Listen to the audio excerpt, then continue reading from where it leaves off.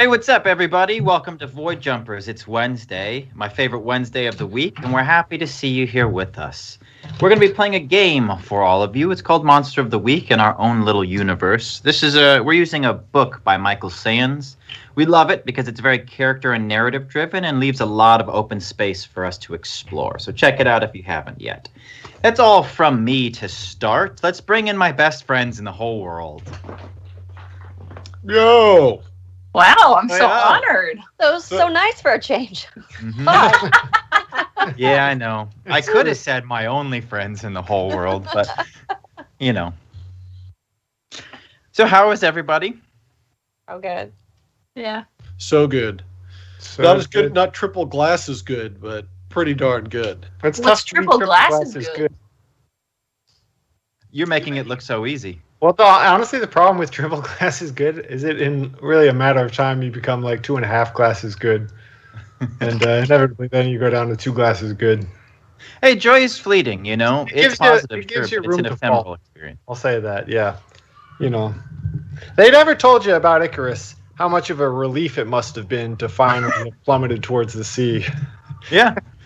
This your glasses reminds me of a D&D campaign where a buddy of mine found 12 dwarven hand axes, and they were all magical, and he didn't want to get rid of any of them, and he was super like overburdened. So he's like, no. So here's how it happens. I carry 2. I have 1 strap to each shoulder, and I have 1 strap to each forearm, and I have one strap to each thigh and 1 strap to each calf. And we were like, okay, that's 10. And he's like, and then I've got 2 in my backpack. And we're like, all right, whatever, man. Like, we think you're going to cut yourself to pieces. But I'm honored to see now the living proof that that's possible based off of Connor wearing 3 sets of magic glasses. It is possible. I actually have a 4th squeezed between my butt cheeks. The most readily available pocket during a fight. The prison wallet, as it is called. Okay. Like I said, it gives you a lot of room to fall. Gives you a lot of room to go down. I think we're just going to transition seamlessly from that setup to Democracy Corner. Trin, if you want to hook us up. Smooth sailing around here. We just segue, like we're cruising along. Real quick Democracy Corner this week, guys. I don't have a specific issue or organization that I'm trying to highlight. I just wanted to highlight that the House COVID relief bill has now passed the Senate and has gone to Biden's desk to be signed, which wouldn't have happened if we hadn't put in all of that work into all the states across the board, but especially Georgia. So it's just proof that getting organized at a local level makes a huge difference. So this is just my continued push to say, like, hey, get involved in your communities if you can, especially with your local representatives, because that's how you get the most bang for your buck. Like, it's really exciting to have all these big Senate bills and senators and stuff, but where your individual voice can have the most impact is at the hyper local level. I don't know why I decided to make that so difficult on myself. It's not a technical term. I just decided to make a tongue twister. So get involved, stay involved. Don't lose the momentum just because we're marginally less angry than we were like 6 months ago. That's it. Thank you, Trin. And with that, I think we're just going to let the wrap-up roll.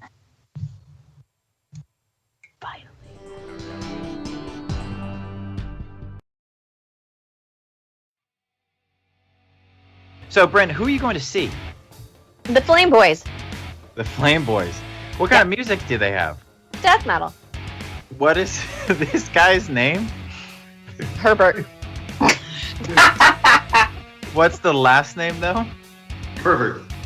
Herbert. Yeah, that's actually great for a metal band. I'm sorry. I wasn't listening where I was Don't going. be sorry. Don't be sorry. Here we are at the Thunderdome. You know, if I didn't get my drink spilled on me, it'd be a fucking waste of a night. Am I correct? Well, you're now my friend. Can you sign my shirt? Oh, hang on. You want me to sign your t-shirt? Yes, please. Yeah, I will, but I don't think I should sign your t-shirt. I think you should come on fucking stage with us.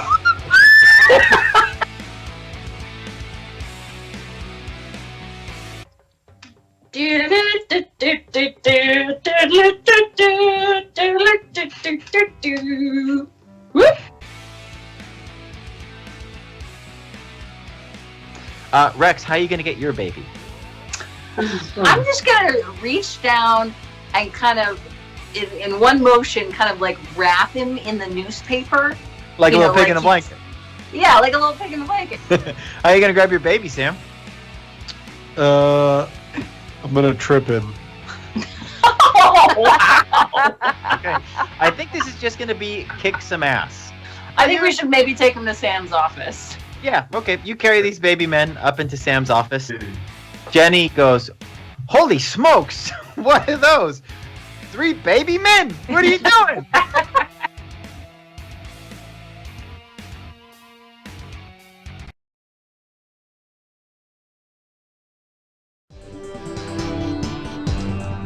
Okay. Wait. Wait for it.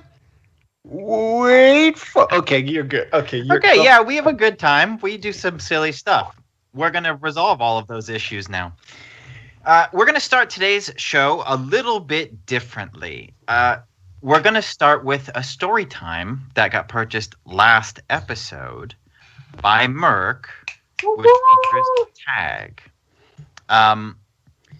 And so I think that this would probably be a dream. So this would be happening when our adventurers go to sleep after they wrap up their doing. So we're actually going to be jumping forward a little bit in time to see what happens when he goes sleepy, and then we'll be picking up before that. But dreams are most of the time in real life worthless. But I think with Tag, because of your psychic connection and especially because of your premonitions, I think that dreams are able to carry a bit more weight for you. They're legitimized in a way, in the fact that you cannot so easily just brush off some of the more powerful ones that you have, because they often will border on vision. But we're going to be talking about a time that you spent at the monastery on Silva Celesto. Now, I think, and I'm going to have you help me fill in a lot of these blanks here, but I think that there was a time of the year that was a little bit depressing for you, but also offered you some of the most freedom you experienced with your time at the monastery. And it would be near winter vacation. Now, you're on a moon far away from all the planets, so I don't think that all of the parallel students are going home for the winter holidays. But and I think most of them probably just live there full time. Like once you're in the parallel order, that's it. So they're not going to be leaving, but they will have a break from studies and training in which they'll be able to spend time wherever they'd like to, out on the grounds, in the town. They can travel the moon itself, go see some of the country. There's plenty for them to do. So the monastery empties out quite a bit, but Tag, because of your unique position within the monastery, not being part of the parallel order at this point in your life, but more of a staff member of the monastery itself, I think that the winter break is a little different for you. So there's a different sort of thing that kicks it off for you. On the first day of winter break, when all of those bastard kids have gone out into the world and left the monastery a little bit more empty and a little bit more quiet, all of the instructors have a tradition which they call the Teacher's Feast. It's when they all get together, and there's a lot of toasting, a bit of drinking, a lot of eating, when they all let their guard down. And for the last couple years, I think that you have been in charge of overseeing, if not hosting, this event. Though they would not ever, I think it's an unspoken thing, you know? You're the guy, but it doesn't necessarily give you a new title or any new responsibility as far as the world's concerned. But just for this, you know that it is the fucking night. Tell me a little bit about your experience hosting these dinners. Okay. So you can kind of think of the monastery here as faculty and staff. And as the trainees go home or go off to their lives, so often would a lot of the more prestigious faculty members who were in charge of elemental magic, sort of elemental transfiguration, all this stuff. But you'd still have all the staff who live there, the cooks, the buildings and grounds folks, all those. And that's kind of this teacher's dinner would always fall on a night called First Winter's Hail. On Silva Celesso, there were certain weather patterns that happened just like clockwork. And there was this hail, this like quite what would otherwise be a dangerous hail, except that after hundreds and hundreds of years, the planet knew to prepare for it. And it happened from 8 o'clock to 9 o'clock on this night in the winter. And it sort of coincided with the time in which these students would leave. So Tag just kind of ended up taking the more and more responsibility every year until he became kind of the cook for the cooks. And he would always try to sort of one-up himself every year and take on a little bit more responsibility and do something a little bit more decadent and do something a little bit more decadent. And so here we are. Okay. So I think that we're going to see this story in two parts. The first is going to be this this dinner, which you prepared. I want to go around the table as you set down a dish or a glass and have you endow a couple people who will be sitting at this table and just have a brief interaction to kind of give us a little life for what exactly is going on here. And we're going to bring in our other friends here to play some of those roles. So just kind of set the stage for us there, Tag. What is the space in which the staff gathers to have this feast during the hailstorm? It's in the wine cellar. Okay. So it's a beautiful wooden room that's usually filled with racks and racks and racks of these old vintages from the monastery, but they've kind of been shuffled out of the way, and this long sort of ovular oak table is there, and it's just been scratched in from decades and decades and decades of whole conversations being written out on this table. So there are essentially like epic poems and plays and dialogues. Everyone's just continuing to add on to this table. And there sits around a couple folks. The first one that I'll name is the head chef of Silva Celesso. He's a very stern, you could kind of call it ex-military guy. Very selectively jolly, so capable of a lot of warmth when he has something truly delicious, but his standards and scrutiny to get there are very exacting. His name is Gazpacho. We call him Gas for short. We call him Toots. So yeah, he's our first character of the evening. Okay, you got anybody in mind that you'd like to take the role of Gas, or am I going to be just slotting people in? Oh yeah, I think whoever wants them. Okay, I ain't really sweating pants rolls here, so I think we're going to see this role of Gazpacho played by Lisa. Yes. All right. So you swing around the table and you're serving the first course, which is... It's braised, sort of roasted carrots with a harissa, harissa roasted carrots. They've got like a fennel yogurt drizzle on top of them. Okay. And so you're serving this up and you come around the table and there is Gas eyeing the food warily, ready to see if they're going to be impressed.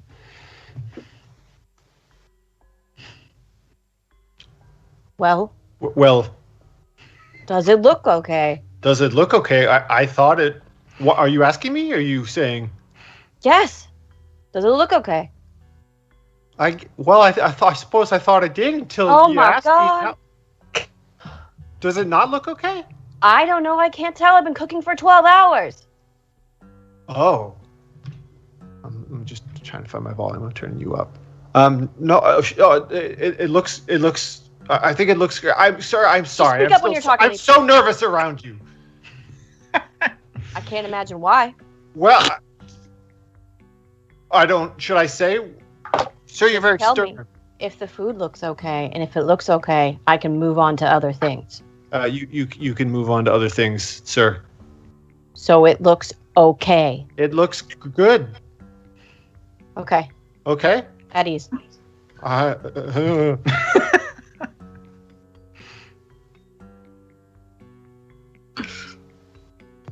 So you set some carrots down in front of gas, and the appetizer course goes on easily enough. And so we'll move into the next course here as you swing around the table and you're distributing which is. The next course is sort of an intermezzo. It's a black currant sorbet. Okay. And the next person you swing by is going to be. We call the next person the bird. Their head is always in the clouds. I assume that's where the name came from. They're also incredibly angular. If you've ever seen the triplets of Belleville, they kind of look like the main cyclist kid in that. Has it, just out of curiosity, has anyone here seen that movie? No idea what you're talking about.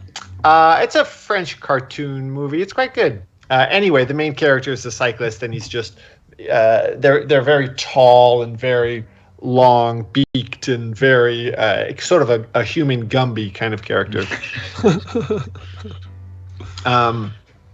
And this person is in charge of animal. Is animal husbandry what I'm looking for? You feel like you're saying something naughty, don't you? No, Oh. just it's sort of the caretaker of all the creatures around the monastery. What's their name? The bird. The bird. Obviously, the bird's going to be played by Trent. Okay. And so you're distributing this black currant sorbet.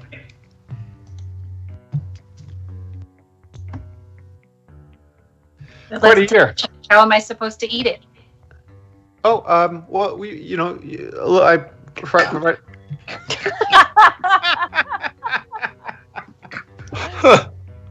Tag takes a little napkin and just kind of dabs at the bird's face.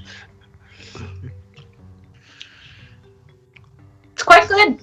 Oh, good. You don't have to. Just Eddie says to the table. You guys don't have to comment on and review every course to me as I'm setting it down. I appreciate. It just makes me a little nervous. Yeah. Well.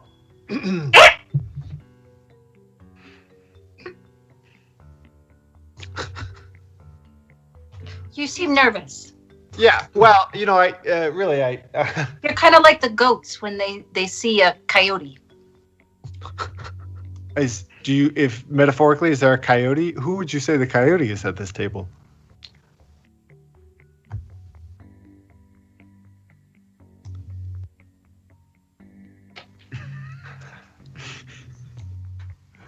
She points her beak-like nose to her right towards Gazpacho. Look, you've known Gazpacho for years. What's my in?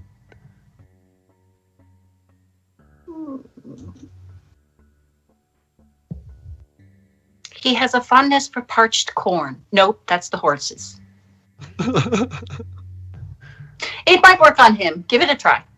Okay. Yeah, I'll send Chase out to the stables, and if that's all right, and just pull from some of your stash. Yes, of course. Okay. Well.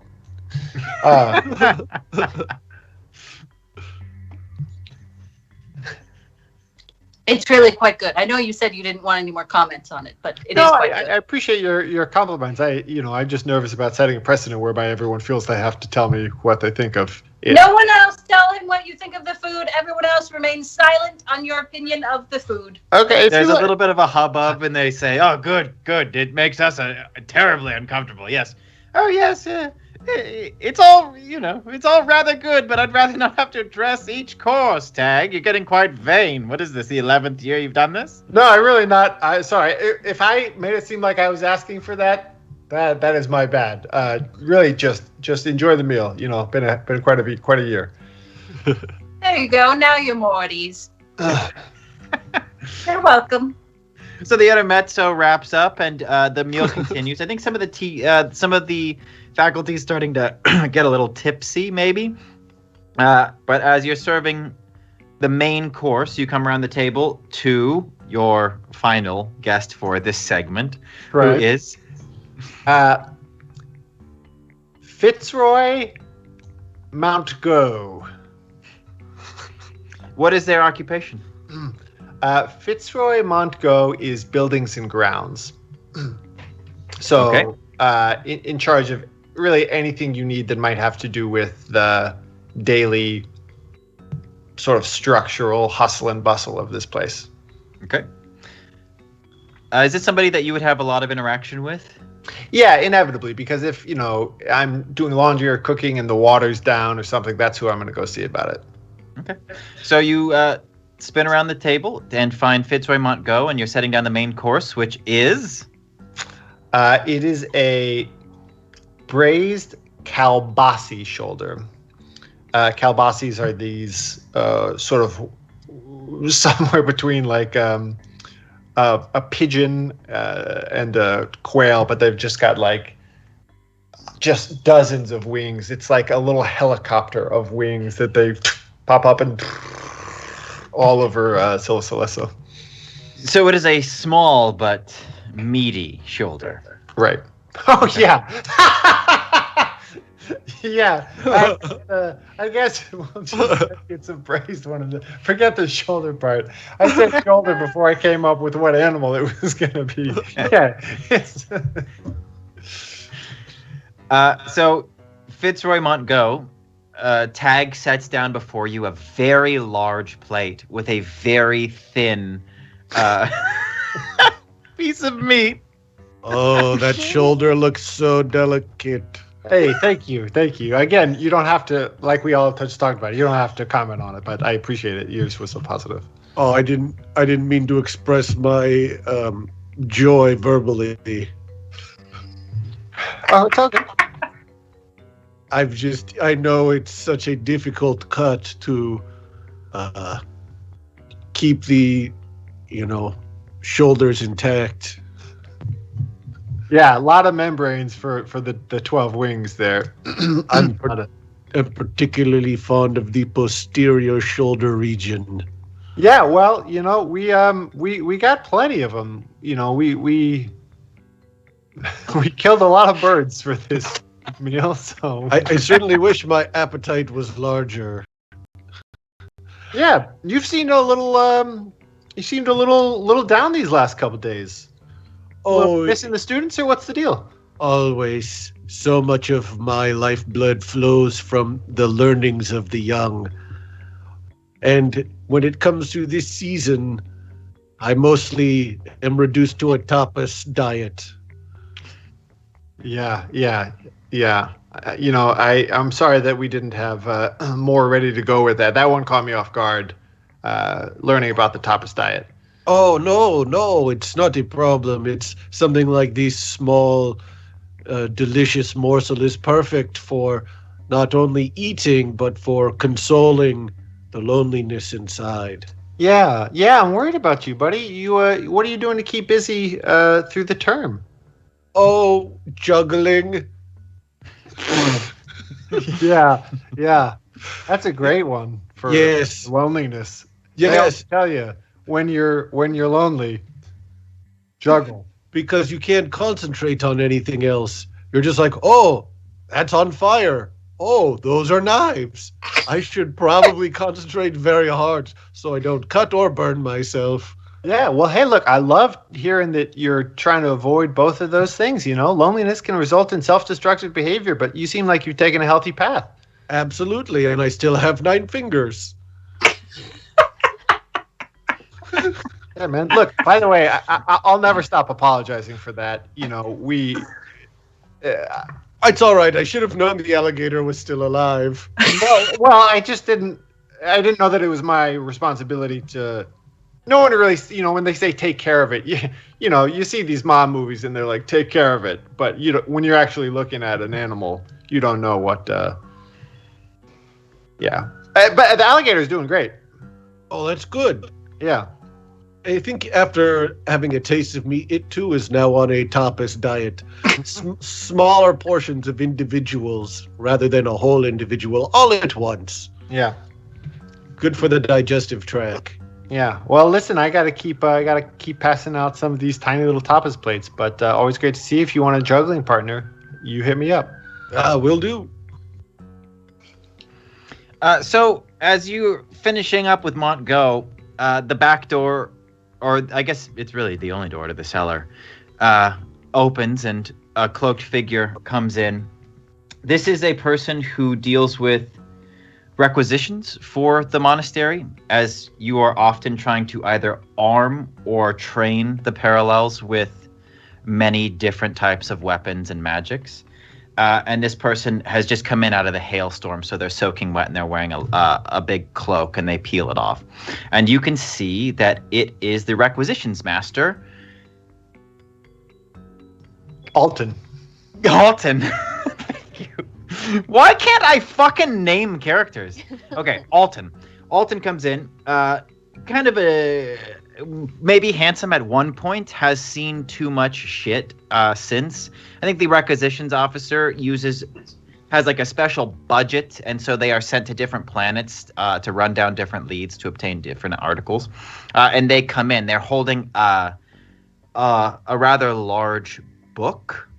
There's something weird about it, though. It's not wet. You would expect the pages to be wet, but it's just not wet for having come in from the storm. And Alton says, So sorry. Did I miss the shoulders? No. Please sit down. We're gonna have. Hey, Chase, can we get a couple courses out here for Alton? Chase comes out with a plate from each course on a tray, and then a small pail, which they hand to you, and inside is parched corn. They've had time to run out to the barn and pinch the stash from the bird for gas. Mr. Gazpacho, I saw that you finished your plate, and so I just wanted to you never want to leave a guest hungry. And as he's talking, he's like very surreptitiously putting a couple spoonfuls of these. What are they? Are they parched oats? Corn. Parched corn. Is that a real thing? I'm pretty sure. Okay. Just like a couple spoonfuls on the table, like kind of doesn't know if the bird was fucking with him or not, but is like looking back and forth between Gazpacho and the plate to see if someone's going to call him out. Yeah, just a couple, an extra little amuse bouche post meal, a little, if that's appropriate. I have a different voice for this character, FYI. I'm going to go into it. Okay, great.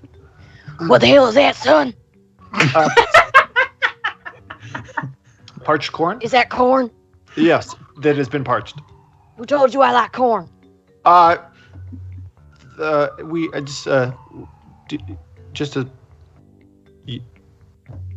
Goddamn love corn. I'm like, haven't had any of that in a long time. Thank you, son. I just see him like tipping the plate up to his mouth, like shuffling the corn in, putting it back down, sort of expectingly, and Tag just like refills the plate with more corn. After you, and Tag looks at the bird and thank you. You're welcome. Alton has just wolfed down every plate, and actually signals for you, Tag. Everybody's at this point a bit tipsy, and they're all speaking loudly and to each other.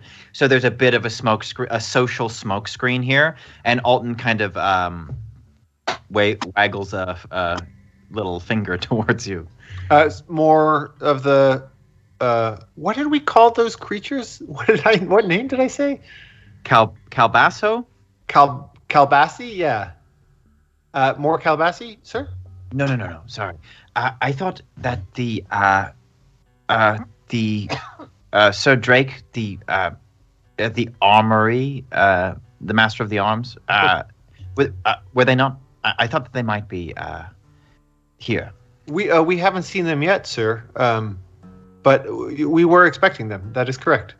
Okay. It's this weird moment. He just dismisses you, not intentionally rudely, but just he's a bit distracted. And so the rest of the meal progresses as you might expect. Everybody gets a little bit too drunk because it's a professional setting, but nothing too crazy.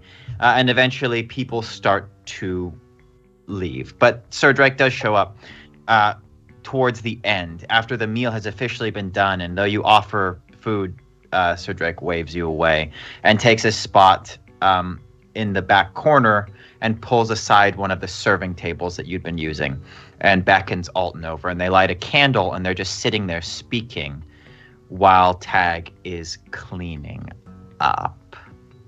And so I'm going to need somebody to play Sir Drake. So it's going to be Casey.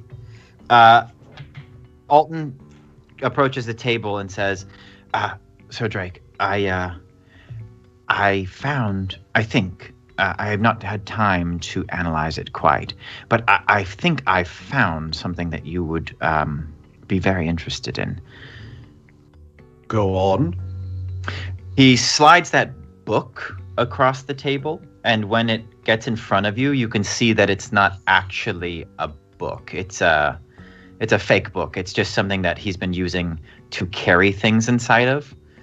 So it's been carved out and glued down. So that's why it's not wet. It's been sealed against the water. And when you open it up, there is a scroll inside. Reach out with my long bony fingers, lift up the scroll and examine it as if I could read it through touch alone, peer through it, and then slide off the signet ring or whatever is keeping the scroll closed. When you do, you can see that it actually has a very old, it has been updated since, but would have been like a previous generation company logo. Something that over the years, their brand has just been updated. And so you can see that it's not what this scroll might have originally been held closed with, but if this had been on display somewhere, that could easily have been part of a display case and the way that it was being held. And Alton says, yes, so I went to Void looking for the sword, but I was unable to find it. Forget that. What I came across when examining the archives in one of the company museums was this scroll. I was able to borrow it because I do not believe it belongs to the company. I believe it belongs to us. And when you unfurl the scroll, you can see that it actually has a very, very old letterhead of the monastery itself, something that would have belonged to a headmaster from, who knows how long ago. But there's enough familiarity with it that you've seen it. You've seen a lot of relics, especially ones from this monastery. And on it, there is what looks to be several different spells and then a map. And the map is of the monastery. Curious. Very curious. You said this was in company hands when you discovered it. Yes, it was on display in one of their museums. I don't think that they understood its significance. Tag, what are you doing during all this? There's a moment at the end of the evening where all the staff, the teachers, kind of welcome the preparers out, and they all kind of applaud for us, and they let us sit down, and then we all have dessert together, and they pour us just a little bit of cordial, and we sort of all sit around. So a lot of the kids are just at the end of that. They're still around the main table talking. Tag has gotten up and started just, he's got a big pitcher, and he's just taking all the glasses still on the table, pouring the leftover liquid into the pitcher to make it a little easier to carry all the glasses away. Okay. Would you be able to, or would you be interested in seeing this or eavesdropping on this little private conversation that's happening off to the side as you are able to move about the room relatively unnoticed with your serving duties? Yeah, I think that there's something about people trying to have a private conversation that just really shines a spotlight on them and makes it seem like there's something worth eavesdropping on. Okay. Yeah, I think that you heard enough about this to get the picture. And so when he goes into this next explanation, you happen to be swinging by this part of the room and you're able to slow yourself down. They don't even notice you because you've been flitting about so much, handling the meal and the serving and the refills. But Alton says, I don't think that they recognized its significance. This is a blueprint of a section of the monastery that has been unused for some time. In fact, it might be in reference to the Hall of Doors. In the monastery, there is a room they call the Hall of Doors. It's at the heart of the monastery. It's only accessible by one place, and inside there are 7 doors. Each of them can only be opened by a specific key, but in one of those doors has never been opened. And Alton says, now, the spells, I believe, could be used to locate what I think is the key to the unopened door. And if this scroll could be trusted, I believe the key is still on Silver Celesso. An interesting theory. Perhaps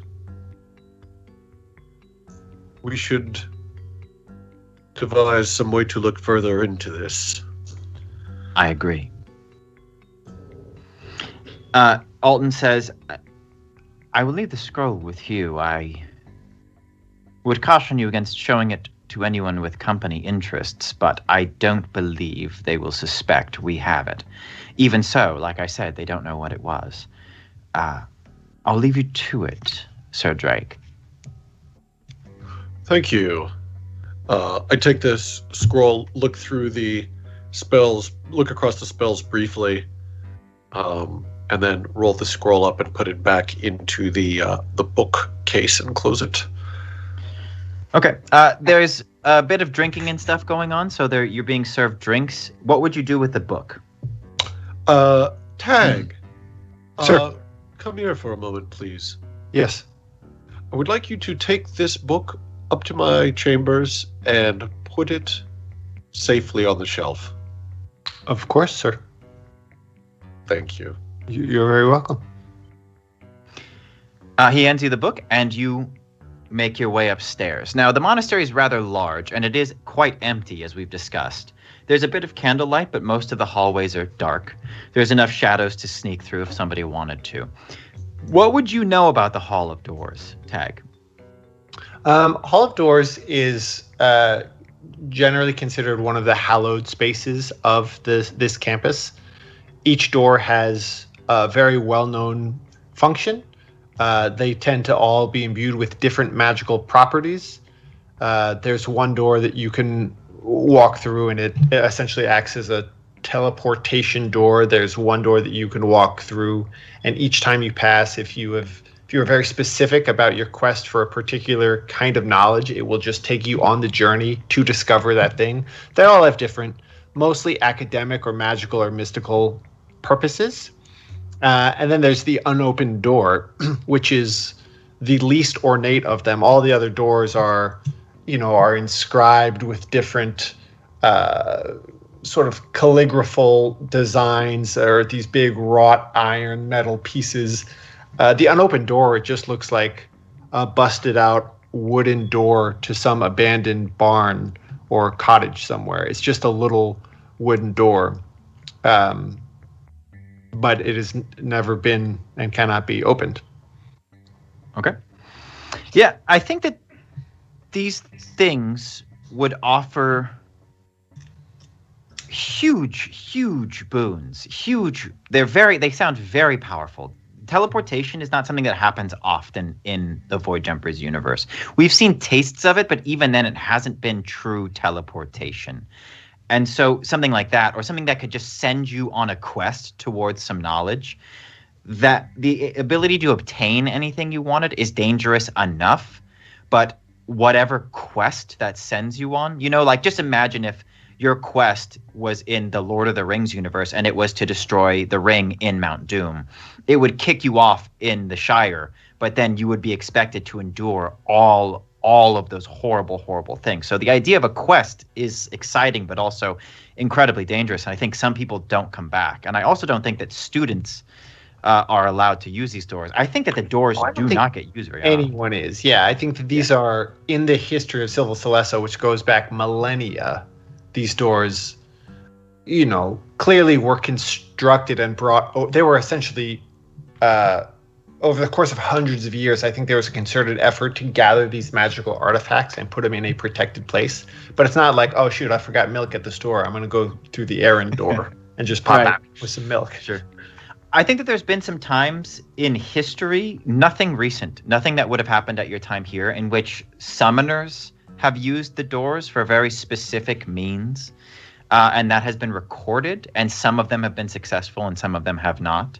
But because these doors are from different parts of the system, and sometimes they're planets, they will claim ownership of them, although the monastery sees themselves as the keeper of the doors, and everybody knows better than to just assume they could walk in and do whatever they want. In a way, though, parallels answer to summoners on the face end of things, I think, are the leaders, but nobody would come to the order of parallels and be stupid enough to act like they own the joint. They might come there with pride and make a request, but nobody's going to come in and demand anything. Which is all to say that sorry, go ahead. One head dude that can unlock them. They've been sealed magically in a way. There's so many backups of that. It's not like anyone has the single master key to unlock that and grant access. So you couldn't come hold Silver Celesso hostage to use the doors or something. Right. All right, so you are in the hallway, and you have this book. What do you do? I mean, just like a hallway, or I think you naturally start making your way towards Sir Drake's study, but it's a ways away, and you're walking through a dark monastery, and you're holding this book, which is not a book. Okay. So I'm walking along, and a lot of the braziers. What are the little braziers? Braziers. I was looking at Lisa just go. Like, I don't bras? What? The word. I knew something was wrong. Braziers, thank you. Are not being maintained because the trainees aren't here. They're not being used. And Tag takes a couple steps, and he starts to hear this echo of other footsteps around him, and so he's turning it. It's almost like he sees shadows moving across the wall, and his heart is racing a little bit because the sense of secrecy that he heard Sir Drake talking to Alton with, and the fact that he feels like he's in a perhaps area he shouldn't be, holding something that is illicit in its own purpose. And he walks a little further, and there's nothing, and then he hears it again, and he feels like he now is certain that he's being followed. And so he rounds a corner and then just holds himself against the wall and waits, and he hears the footsteps coming around and turns the corner, and he just tackles this figure and is as afraid as he is, the aggressor in this moment. Sorry, I'm going to close my window so you can't hear that helicopter in just a second. And he gets close and sees that little Chase Chase, who's 1 year younger than him, is just kind of there on the ground, going, "Who wants? Are you Chase? Who's Chase? Let's get a Chase here." I'll be Chase. Chase tosses the bucket of parched corn that Gas sent him to go refill, and it goes all over the floor on their way down as you tackle them, and they say, "Oh my gosh! Oh my God, Chase, what are you sneaking for? It's scary out here." Well, yeah, it's scary because you're sneaking behind me. I wasn't sneaking behind you. What were you doing? I was just getting this parched corn. Did you see me?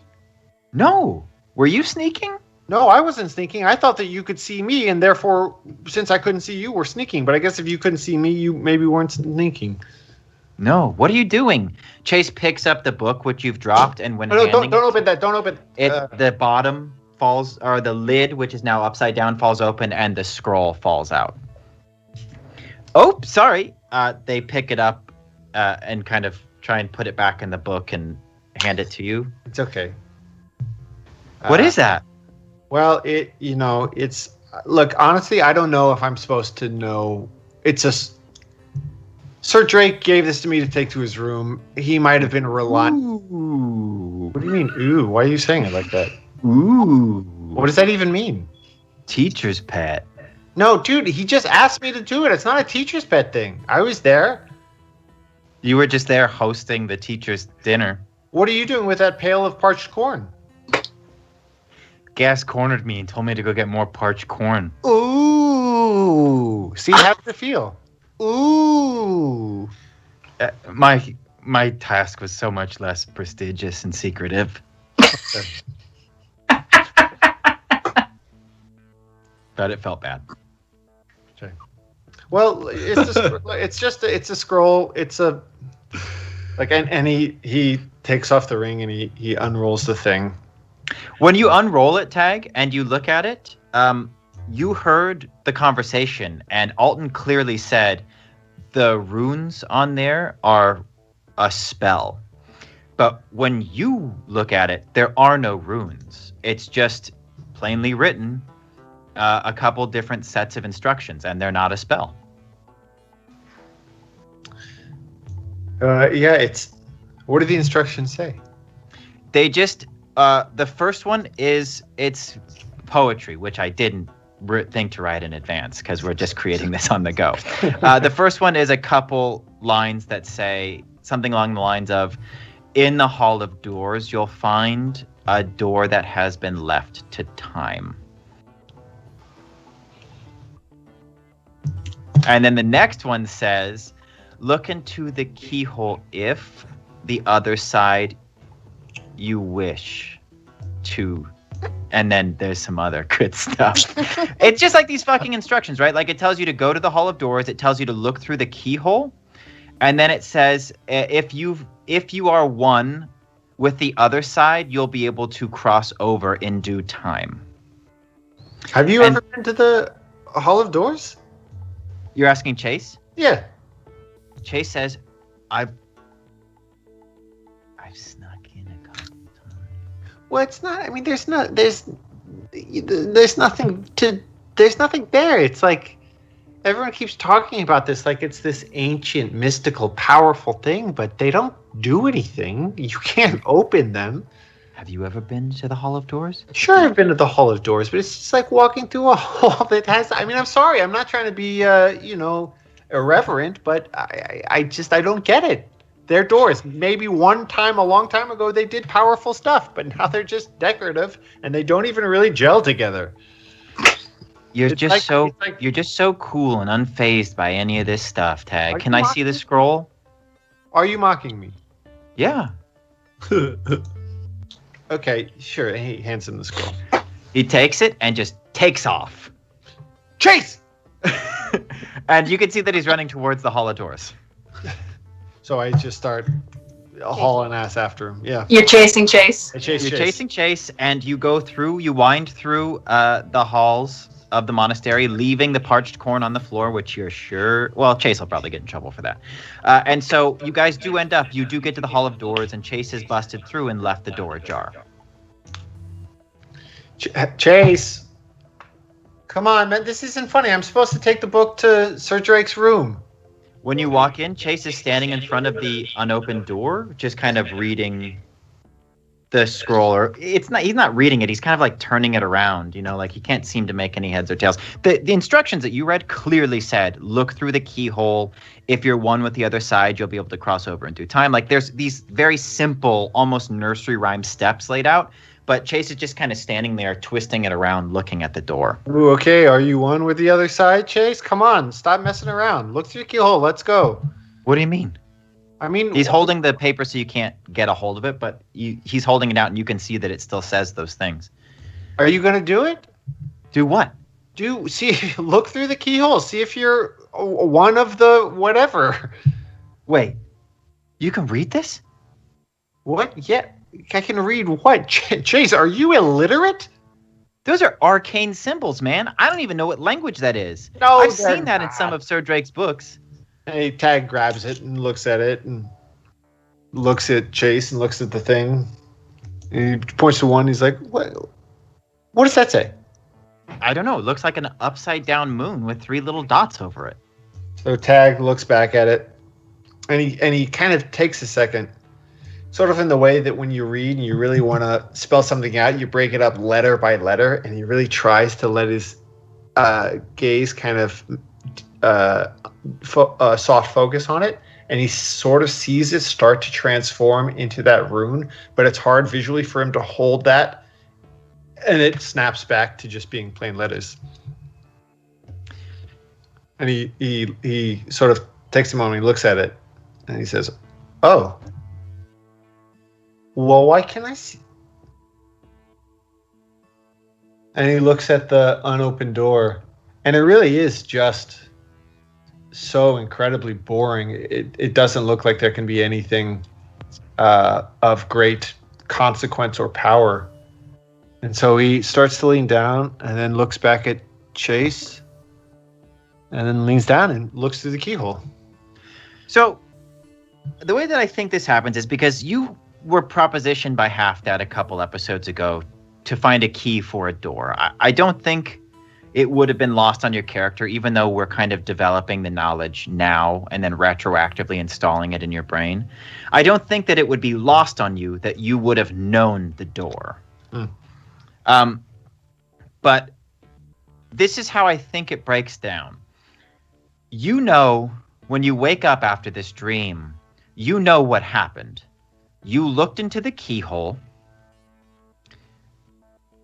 and then you were being woken up by Alden and Sir Drake and Chase because you were lying unconscious on the floor in the hallway of doors. And so whatever happened in between looking in that keyhole and lying on the floor was lost to you. But in this dream, for the first time, seemingly the whole purpose of this vision, you do get to see what you saw. And inside the doorway, you see a large figure in black iron armor and a tall black crown, who you, knowing now what you know, can tell is Half-Dad. And standing in a half circle before him are 6 robed figures, each wearing a robe the color of one of the planets. They look powerful because in a flicker, you see all of these creatures in their true state. Half-Dad is similar to the beast that you can turn into, though much larger. And then each of the summoners embodies a raw elemental quality tied to the planets that they're from. They look like Spriggans, in the sense that their energy is so raw and part of their being, but they maintain that human quality. And one by one, they turn their back on Half-Dad. And then you can hear them say, though you can't make out the words, a very powerful magical incantation. And then Half-Dad is ripped away and pulled into the darkness. And when that tether of energy snaps, an explosion comes through the keyhole and into your mind. It does not hit you in the eye like a physical sensation. It passes through the keyhole and into that core that is the place where you manifest the psychic energy. And very quickly, you can feel in this vision it erasing what you saw. And then instead of waking up on the floor and seeing all these people above you, you wake up in your corner of the floor in Sam's office. And we're back to real time. Thank you, Merc, for that story time. I wanted to get a taste of the monastery because we're going to be spending a lot of time there soon. But we're in Sam's office. Let's take it back a little bit before Tag goes to sleep and does a little close the window to have that dream. We were in the midst of planning what is going to be the hunt. It is still day 2, the very, very, very last. I guess no, day 3, Wednesday. Or are we still Tuesday? You're muted. I thought we were still Tuesday, but I could be wrong about that. Okay. I think it's Tuesday, and I think it's just very... No, it's Wednesday because you guys had to wait a night to go and see the punch. Oh, yeah. So it is Wednesday night, and I think it is late into the hours. You've been discussing the plan that you're going to need. Tag will later have a vision about the unopened door, but you know what you're searching for is the O-Side device, and more importantly, the key that has been hidden inside of it. One that you've recently found out can open a lock that exists outside of this reality. You've decided that you're going to try first. Some baby man kitten #Rex. Hey, go. You got a +1 there, Rex. Where are you from? Yeah, we're going to harass some baby men real good. Who are we saying thank you to for that? Yeah. Thing. Thanks, Thank Thing. you, Thing. Thank you, Thing. Yay! So you've decided plan A is to take CNAC alive and remove the O-Side device with the help of the instruction manual, if possible. You have a plan set up to do so. If not, you've decided, for the most part, that both Rex and Sam, in particular, are not going to risk such a dangerous entity getting away, and if necessary, will destroy him. And you have a plan for all of that. Some of the specifics still need to be lined up, but more importantly, you do have a little chat that needs to happen, because in the outside lobby of Sam's office, you have 3 baby men bound in a trash can. We've gotten their names from chat, which I think Jenny would have gotten out of them. Their names are... the company enforcer is Aloysius Dewey. The rebel whitecoat is Percival Cheatham. And the Morelli goon is Armando Howe. Their names are... Dewey, Cheatham, and Howe. Dewey, Cheatham, and Howe. Classic. Well so done, chat. That you're going to need to figure out is going to be how to deal with the factions, all 3 of which want to get a hold of this device before you do. But in this little trash can, waiting to be interviewed, are 3 baby men who belong to each of those factions. So you will, at this time, have the opportunity to get any information out of them that you would like. And then we're going to move on to preparing the fight. Well, I think now I approach the baby men, and Jenny's been taunting them with dangling Get it, the you Chinese bastard. food. Jump for it, you little bastard. And I think I lean down to them and I say, pretty thirsty there, aren't you, boys? Well, I've got a little something for you. And I whip out my little bottle of truth serum. Mm-hmm. And I think because they're so small, I think this one little bottle is going to work for all 3 of them. Okay. What does it look like? Does it look like truth serum, or does it just look like something? I think in my brain, it looks like a little vial, like that you would get if anyone knows what, what's the word? Diabetes, insulin. Mm-hmm. If anyone knows what like the little vials of insulin look like, it's, you know, clear little bottle, and you can see a liquid in there, and then there's the top where you have to like jab a syringe into. Mm-hmm. Okay, how would you like to administer this truth serum to these baby men? I think what I would like to do is I'm going to turn to Jenny and I'd say, Jenny, can I borrow your eyedropper? I noticed your eyes were dry earlier, and you're putting some drops in them, and I need that eyedropper. Yeah, you got it. I just roasted a huge blunt, and I had to put it in my eyes. And she hands you the eyedropper. So I think what I'm going to do is I'm going to pierce the top of this little vial, and I'm going to, bulb some up with this little eyedropper, and then I'm going to go, okay, who's first? Who's thirsty? They look at each other. They're a little disturbed, but then they're like, hey, I ate a lot of soy sauce with that Chinese food, so... And so, yeah, just little baby bird style. I just put little droplets into each of their gaping maws. They all take it, and while they're doing it, they're like, this is weird, right? And, oh, yeah, quite weird. Yes, it is. Very strange. So, yeah, they've all been truth serumed. You will not need to make any rolls to get information out of them. What would you like to know? So what you do know is that you're going to set up your attack, your trap, at the crater that is the old Void Summoner's house, pending Lisa's ability to get their help. Bryn's ability, sorry. But you do know that there's a good chance that these factions will be running interference on you. So I know that we're each going to have a task to complete before the big fight. Bryn's going to be talking to the summoner. Sam is going to be dealing with the Morellis. I don't know for sure what Rex and Tag plan. So if there's anything you want to know as far as your missions are concerned, or any information that they might have gathered about CNAC or the device or anything, now's your chance.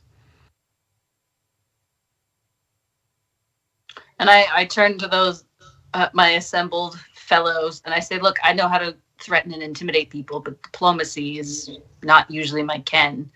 You guys want to take a swing here? Yeah, I'll take a crack at Armando. Armando Howe, the Morelli goon. He says, what are you looking at, Flatfoot? I'm looking at the top of your head, Armando. Touche. Now, I think we can be civil about this. You have to tell me the truth about anything I ask. So I promise to keep this civil. There's a lot of things I could ask that I'm not going to, if you know what I mean. Yeah, I catch your drift. Great. Why don't you just lay out for us exactly what the Morellis had planned in terms of you tracking Rex? Well, they're keeping an eye on Rex. She's the biggest and the loudest, so they sent me after her. They figured the rest you can sleep. Hey, I'm being honest here. I'm being honest. They figured I could slip over and just keep an eye. So the deal is they want, they expect you guys to find the device. As soon as you get your hands on it, all the goons they got in the woodwork are going to come out of it and try and take it off your hands, if you know what I mean. And because I'm on truth serum right now, let me just lay it out for you. They're going to shoot you up.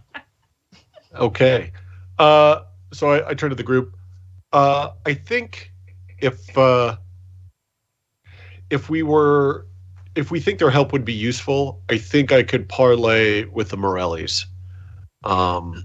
Let me just interrupt you there, Sam. I'm just going to let you know. The only thing they want is a device, so no matter what you do, they're going to kill you. Just so you know. They're going to kill us if we have the device, or they're going to kill us no matter what? Well, they're the mafia, so I would tell you to use your imagination, but truth serum, so they're going to kill you. All right. That notwithstanding, I've got a feeling for just you guys can trust me. I think I can parlay with the Morellis. Okay. So once we figure out the best way that we think the Morellis can help out, I'll take Armando down to the club, and I think I'll make that happen. So, yeah. Yeah. Yep. All right. Armando. Let me talk to the white coat one. Percival Cheatham.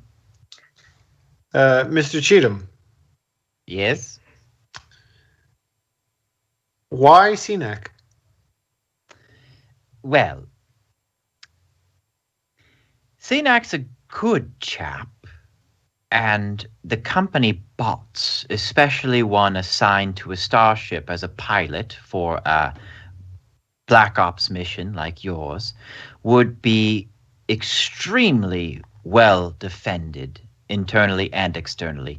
And so Korvik's filibust's idea was that if the device were corrupting the humans who took a hold of it, or worse yet, frying them from the inside out, a company bot of a stature like Scenics and his cheery disposition would make him able to harness the device's power without being turned by it.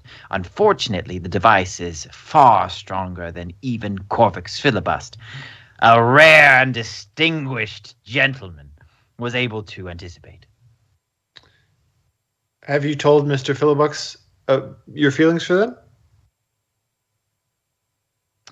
I've said as much with my eyes, if you catch my drift. Yeah, I do. Was it reciprocated with Philibux's eyes? Do you think I'd be standing here as a baby tied to two other babies in a trash can if it was? Honestly, I actually don't know how to field that one. No, it was not reciprocated. Oh, okay. Because of the truth serum, I'm not able to leave that one hanging. I'm sorry. Well, I think I don't know, Corvux, but this recent development, this babyfication that you've gone through, could well, be a couple marks in the pro column. What a strange thing to say. I just mean, don't give up on romance. I'll try not to, but my heart's been shattered into 1,000 pieces. Percy. Percival. I prefer my full name to those who I do not consider friends. I'm just trying to abbreviate your name proportional to your height, Percy. Oh, you've made mincemeat of me, sir. But there are plenty of other bots, as you call them, under the employ of the Whitecoats. Some. They are a resource hard to come by because disabling them from company control and especially tracking is extremely difficult. CNAC 88 was modified by Professor Brodigan himself. Not all of us are as skilled with a laser wrench.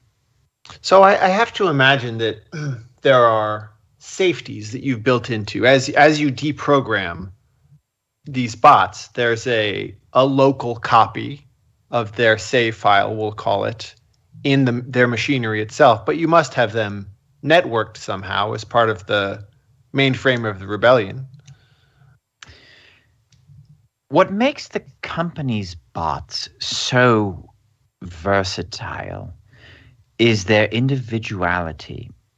And I do not presume to understand your conceptions of existence, sir, but they are a step past what we deemed in the early studies of AI self-aware.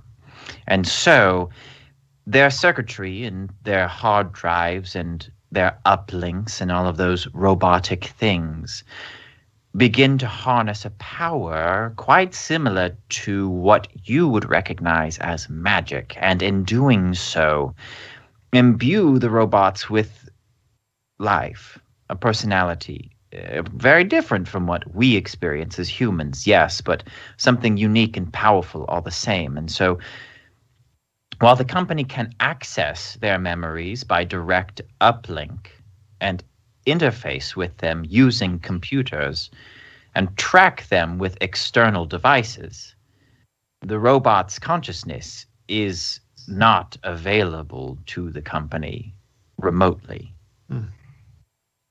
Well, Percy, I don't know if that's good news or bad, but I feel like there's something there. if there is a source of this consciousness that is at once outside of CNAC and also within him individually, then I feel like that's a tether and that's a way in. I appreciate it. We'll talk some more. I might want to come back to those other robots with the white coats. Sure. Sure. Okay. Thanks, Little P. You got it, Big T. And so we have a company enforcer, Aloysius Dewey. Would anybody like to speak to them about the company? Sure. Swing for the fences, kid. Yeah, All right. calm down. A little too excited there, Lisa. Jeez. I didn't want to take it if Rex wanted to. So Oh, I think I can interject from time to time. okay. I think he's definitely the one I've been watching most close. I've been sitting in the back glowering at all three of them, and he's definitely the one I've been glowering at the most. Okay. I'm gonna try massive politeness. Hello, Aloysius. My name is Bryn. Hello. I'm gonna. hello. I sound like a munchkin. I feel like one. I'm gonna get real blunt here. Does your boss Kale believe that she is in a higher position of power than the summoners of planets? I don't work for Kale. You don't work for Kale? No, I'm on the board security detail. I was dispatched by our, well, we just call him the shift lead, but they kind of handle the off-book operations. Who sent you specifically? Well, I imagine that any of our orders come directly from the board. Sometimes we're outsourced to any of the executives, but the shift lead answers to their undersecretary, and the undersecretary answers to the board. You understand the bureaucratic bullshit that we have to put up with at the company. But yes, I'm part of the board security detail. So most of the time I'm on escort missions or surveillance. And Kale is not on the board? Is she in charge of the board? She's just, I've heard of her. I think she's an executive, but I don't work for her. What exactly were you supposed to be surveilling for then? We were supposed to be keeping an eye on you guys. I wasn't told why. I was supposed to report any suspicious activity, or if you came into contact with any dangerous items or entities, report that in and ask for backup. And have you made any such reports? No. I got shrunk by that fucking white coat. And my radio got shrunk too. Sorry, I'm just now envisioning the tiny, tiny little radio. Yeah. Have you ever done any spy work for the Void Summoner family? For them? No. I mean, against them. For yes. the board. Yes. Sure, plenty of times. It's pretty simple stuff, big events, galas, that kind of thing. They're there. I'm tasked to guard some of the entrances closer to where their tables are, listen in on their conversations. Sometimes when we're escorting them to and from the headquarters for their meetings, I'm to record their conversations in the limo, that sort of thing. Have you heard anything out of the ordinary from them? Not particularly. The young one seems to be interested in their father's dealings with the company constantly. For example, if I bring them to a meeting, I'm not there for the meeting, but when I'm taking them home, the young one, Ira, is asking questions about the specifics of the meeting, trying to interpret the meanings of why the company's asking for certain things or why their father is lobbying for certain things. Most recently, there was plans to reroute a river, and so the summoners were brought to the company headquarters to discuss it with the board. And apparently the summoner was for it, but Iroh was against it because it was going to be taking the river out of one of the parks, and the parks were going to be turned into a parking lot. And so, yeah, that sort of thing. What were you authorized to do if we got our hands on the OSI device? Call for backup immediately and alert my commanding officer, the shift lead. I was not supposed to engage. We've been warned about your, and he's looking at you, Rex, your reputation. I shake the garbage can a little bit and I say, "What reputation?" You're a tough broad. And he says, I almost had a character chime in who wasn't there. He says, we heard that on Lightning last year, you were able to take out an entire squadron of Rex. What would the white coats on Lightning be called? Zaptex. We heard you took out an entire battalion of Zaptex before backup arrived, and you did it all alone with a melee weapon. So, I ain't trying to front. I want to see the Rex spin-off action movie so bad. I do like this name now, Zaptex. I feel good about it. Just like in the rain, slow-mo, just like crossing 50 yards of them. Melee, just person. Oh, that's dope. He does say, so I'll tell you what's weird about this whole situation is that anytime we've been tasked with surveillance or something like this, the specific directive we had of do not engage, call for backup, if they obtain a powerful magical item or something like that, that's new. You know, normally we're allowed to just handle the situation on our own, but they were very clear. They did not want anybody, it sounded like, not just interacting with whatever you found, but learning what it was. I've not been briefed on what that item might be. Whatever it is, they're very, very cautious. They don't want any company forces coming into contact with it. And Rex, you start to get the impression that whatever you're planning in the crater with CNAC, if the Morellis and the Whitecoats are planning to interfere, the company is not. They've been tailing you, they've been doing stuff, but it's far less involved than what the Morellis and the Whitecoats have been asked to do. So you hang back and these two sides just destroy each other? For the time being, that would be preferable, yes. And I turn to Hao and Cheatham and I say, and how does that make you feel? Well, honestly, I've been wanting to crack these fools' skulls for some time now, so... oh, yes, these barbarians. I'm sure that they'd love for us to destroy ourselves, when what's important is the fate of the planet. Oh, yeah, the fate of the planet. What the fuck do you know about the planet? Half y'all even from here. And they just start arguing, and the guy in the middle is like, gosh, you see? This is what... I'm staying out of this. I'm staying out of this. Yeah, and I shake them a little bit. Yes. And I lean down as menacingly as possible, and I say, we are literally talking about the fate of the entire universe. So if you could cool it with trying to kill each other for a second, maybe we can get somewhere. I don't know about these guys, but just from the sound of their story, we're nobodies. Nobody listens to us. We're gophers. So I appreciate the sentiment, but honestly, I have no choice. Yeah, I get that. I'm gonna kick their garbage can a little bit. Oh. I see something out of the corner of my eye, and I'm like, oh God. And I walk over, and I have a shoebox, and I'm like, here, I'm going to give you a gift. They can't use their hands because they're tied up, but they, like, motion for you to maybe open it for them.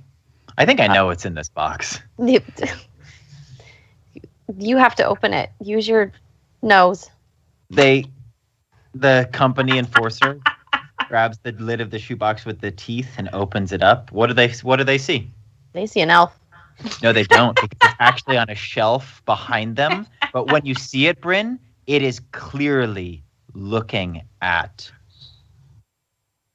Aloysius. And he says, this is pretty weird. Rex turns the garbage can so they can see the elf, and he goes, "Oh my God, I've heard about these. I'm trying to regift it. The horror! You just pass off your elf? I'm trying to regift it. That's great. Congratulations. That thing's been with you for a while. I turn to Dewey and I say one more thing. Where's the company's best production lab? Oh.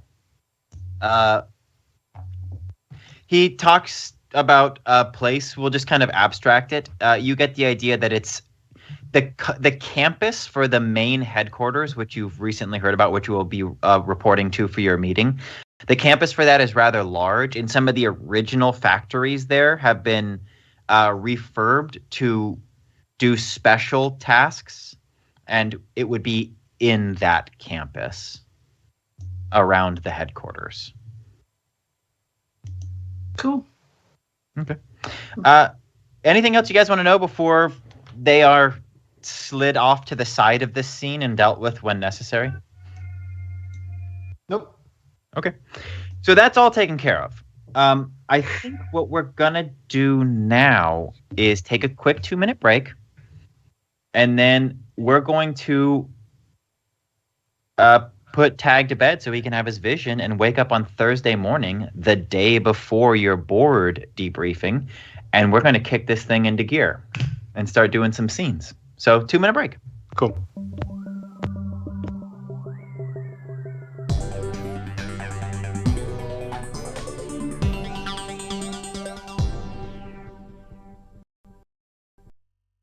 So you're out 5 minutes because you said by 5 p.m. Wait, actors are like chili. By 5 p.m. they're shit. Fair enough. It's a fair cuff. You in.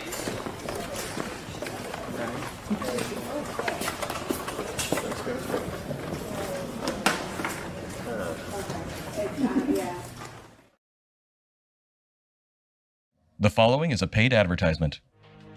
You all had the stew? Mm-hmm. Okay, Yeah. I need everybody to make an easy constitution check. Are you kidding? You all rolled ones. That's okay.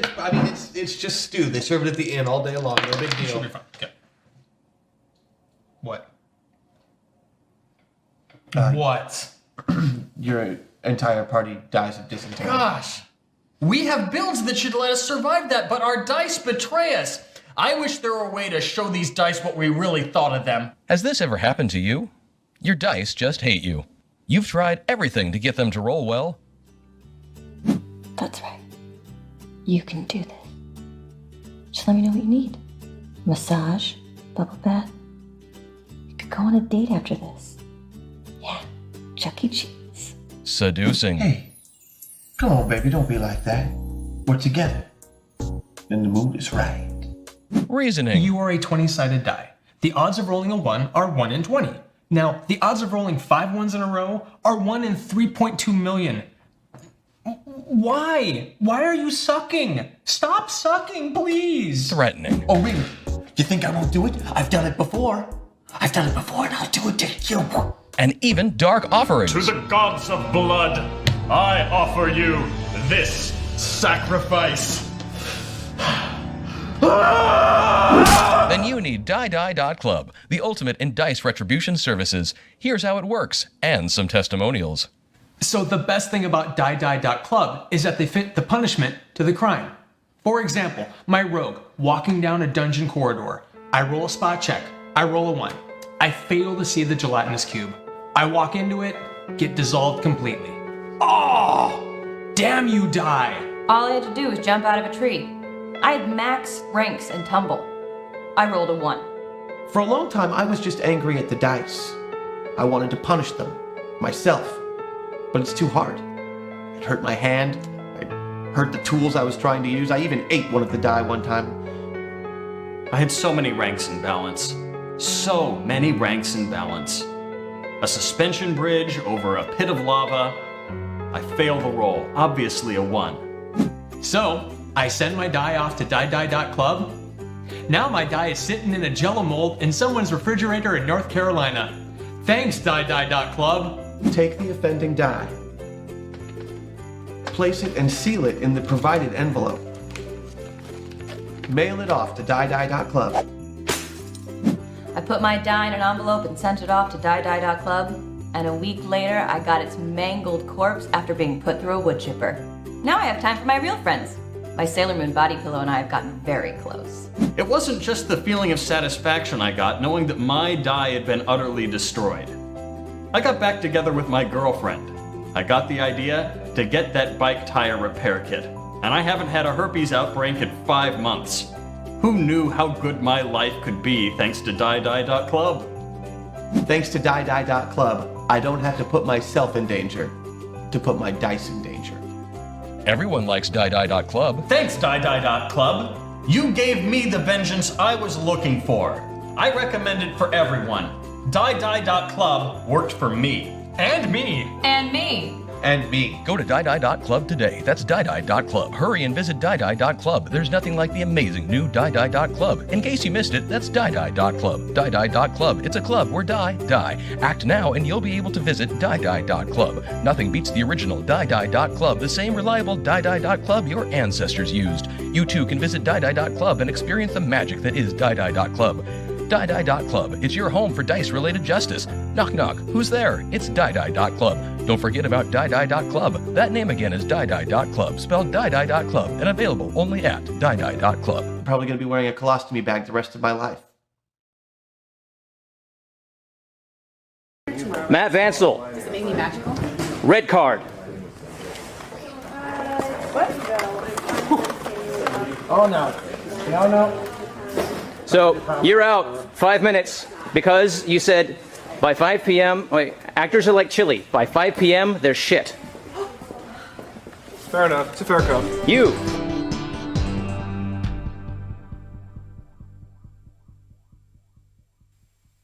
I literally have zero memory of filming that. That's disturbing. Welcome back, Void Jumpers. I want to take just a moment to point out Metal Bryn's outfit. Oh, yeah. Huh? What? Oh, yes. I don't know if you can see that. A very metal cat t-shirt. Signed. And some really killer pigtails. Really A+. Yep. Yeah, We had some black lipstick earlier, but I had to take it off pre-stream. Sadly. Okay, so Wednesday morning rolls around, and we're going to get you guys set up to do your big CNAC trap. So what I have now is you've gone over your information. So you're going to set a trap for him at the crater where the summoners are, and then everybody's going to go around and kind of handle their part of the setup. And then once you've done all those things, I'll allow you to set the stage for the fight, and then we will be doing the fight. But we're going to start our day off with Sam. So after a night of sleep, fitful for most of you, I'm sure, and Tag experiencing the vision that we saw at the beginning of the episode, Sam heads out on Thursday morning, the day before your company debriefing, to deal with the Morelli family. So you're taking our Armando Howe with you? Yes. Yep. How? He's still in baby. Like a little one of those front carrying. Baby Bjorn. I'll use him as a human buckler. Okay. Okay. So you head over to the parlor, the main hotspot for the Morelli crime family. When you get there, it's different than last you saw it, mostly because it's empty and it's quiet. Now, it is early in the morning, but that doesn't always stop this place from being jumping. They don't have to worry about the liquor laws or the licensing, and so they're able to keep the party going all night, and they do most of the time. It's a business establishment for the criminal elite, and so this ongoing party is just a place where they can come and go and to do their business. But it's empty. There's actually triple the security you saw the last time you here watching the door. Yeah, that's good. That's always good. More security, fewer people. Okay, so we got a little meet and greet situation. All right. Yeah, well, time is of the essence, so I'm going to go ahead and walk up with Armando. Okay. Armando taps you and requests to be let down from the baby Bjorn. Request denied. Okay. So you walk up to the door and he's just kind of hanging there in the thing. And one of the bouncers, it's different than the guy you saw last time, opens and he goes, Armando, what the fuck happened to you? And Armando says, I got shrunk. And they go, shit. Yeah. I got shrunk, you numb nuts. And then the bouncer looks up. God, you fucking idiot's never seen a shrunk man before. The bouncer looks to you, Sam, and says, Flatfoot, what do you want? I'm here to see the higher ups. There seems like that's not going to fly, but over their shoulder, you actually see Ilario, the dentist, walk out of the back room, which is behind the bar, and start heading towards the front door. And when he gets there, he says, Hey, nice Ilario? to see you. Yeah, you as well. You got a minute? Drop the baby, check your guns. Come on inside. All right. I put Armando down. You be good. And He goes, Way! Yeah, I take out my Void Blaster and I hand it to, Sure. One of the guys at the front. They take it, and Ilario says, just wait in here and I'll let them know you're coming. Great. I go to the bar. Sure. Zuzu's there. She's pacing behind the bar nervously, just wiping down an already spotless bar. You don't know why she's here, especially because there are no customers. She smiles when she sees you. If you remember, she's got a chipped tooth capped in gold. I'll take 2 fingers of that wild oak scotch. She pulls it down, pours it without looking. It's exactly 2 fingers, and she slides it across the bar to you. What's got everybody so spooked? They're preparing. Oh, yeah. Yeah, a lot to prepare for. Yeah. Haven't been to war in a long time.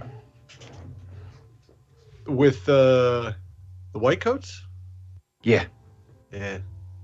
They ain't waiting anymore. They're just going to move on them. Man. It's, did something new happen that's accelerated the conflict between them? Word is, Whitecoats were going to move first, so the Morellis are just trying to get their shit together and hit them at the same time. It seems like whatever they've both been waiting for, whatever this truce has been hinging on, neither of them think it's going to come through, so they're just going. Well, that's unfortunate. That's going to be a lot of blood in the streets. Yeah, hopefully not mine, hopefully not yours. Yeah, well, just in case, why don't you make 2 more fingers appear in this glass, and I'll just trip you quadruple just in case. She pours it up for you. You have a couple more sips of your glass when you hear Ilario clear his throat from the doorway behind the bar. All right, that's my cue. All right, I take another sip of the drink, but don't finish it. Leave a tip. I just leave I leave like 100, and act as calm as possible as I walk over to Ilario. Sure. Alario doesn't say anything. He just gestures to the back room. Have you ever been in the back room before? I don't think so. I don't think I've been. Is that a meat locker? What do they got back there? I guess I'll find out. It's it's a converted meat locker. Yeah. But it's been completely refurbished, so you can see the places where the hooks hang in the ceiling. They've deliberately left those slots open in case they want to put one back up there. But it has been turned into, it's like all offices at restaurants and bars. There's just simply not enough room. But it is cozy, and you can tell that a lot of care has been put into it. There's a big desk that takes up most of the far side of the room, and sitting behind it is a figure you've only seen a couple times. Mumbles Morelli, named by Thing. And sitting next to them is their constant companion. You only know this character as the Tongue. It is Mumble's assistant/translator. Mumbles, it's a great honor. I truly appreciate you taking the time to meet with me. Of course it is. See, coming back here, coming to see you. Okay, you see me, even Tiny even come to see me. And the Tongue says, "What the Don wants to tell you is he can't believe you've been in town this long and you haven't made it time to see him." Yeah.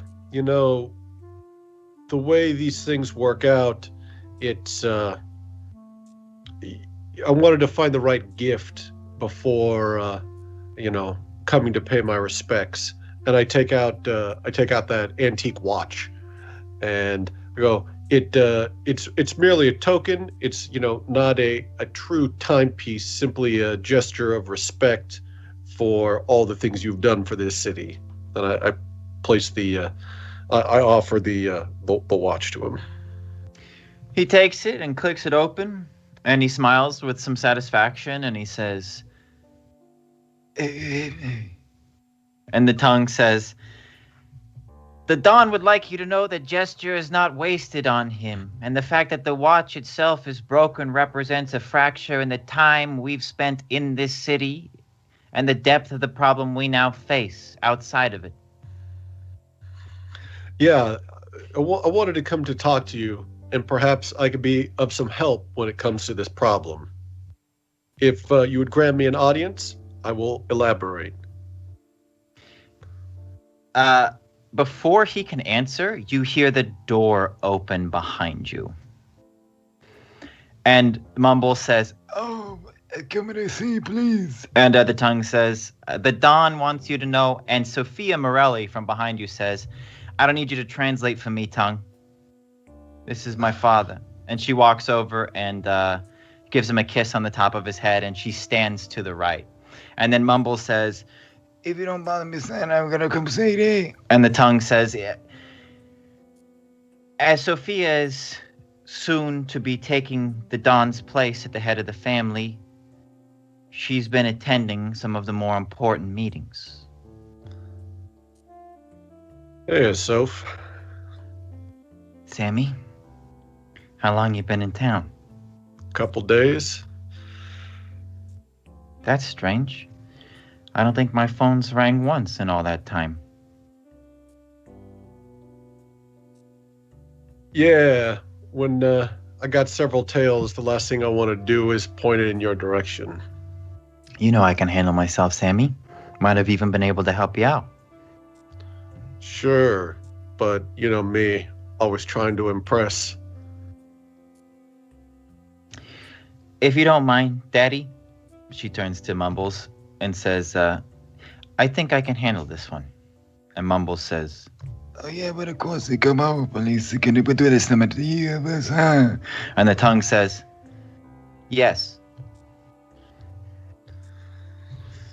And Sophia says, "Where is it, Sam?" "The O07 device. You have it?" I don't have it, no. I'm going to ask you one more time, and you should know that I need you to have it. Do you have the O-side device. What do you mean you need me to have it? We know you've been after it, and if anybody in this city is going to be able to get their hands on it, it's been you. We know you've been in town a couple days, and we know who you came here with. So we know you got the muscle, and you got the smarts, and you've had the time. Yeah, that's why I'm here. I'm here because I can get it. If you could get it, Sammy, you would already have it. I mean, I'm flattered that you would think that I could, pull off a caper such as that so rapidly. But there's been a lot of moving pieces here, a lot of unexpected, twists and turns, and now we've got everything. We've got the plan, we've got the trap, we've got the bait. Now we just need a little bit of support, which is why we're here. I'm hoping, I can spare you guys a lot of heartache, and, maybe we can come to some sort of agreement that is mutually beneficial. You land in our city. You pay tribute to the Dawn. How many days later? She picks up the watch and just throws it on the floor. Now, before you got here, Sammy, we had everything lined up. We had Fittich Kale sitting in a booth in the back of our bar, getting enough drinks to get the courage to go home and bring us what it was we were looking for. Since you've been here, you've met with the White Coats, you've met with the company, you've met with all these factions and have taken on the task of getting a device, but you never met with us. You want support, Sammy?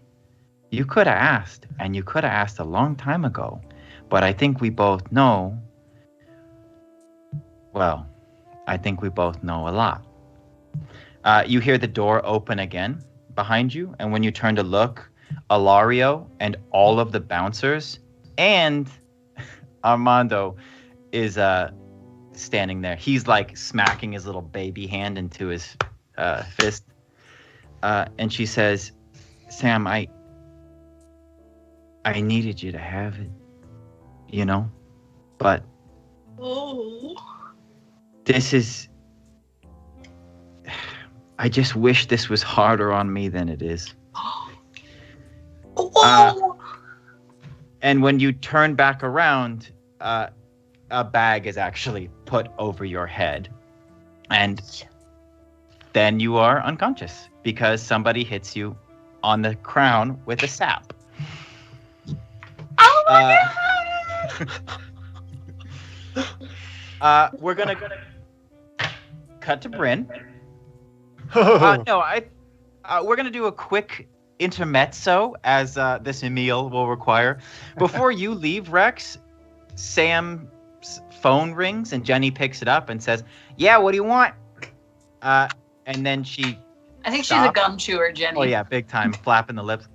Yeah, and she stops and just holds out the phone to you, Rex. Hello? And you hear Miss Kale say, anything I should be worried about, Rex? Poverty, misery, racism. That's really a problem. Any of these things, really. I won't argue with you, but I happen to be talking about something a bit more specific to you. I have your ID flagged as I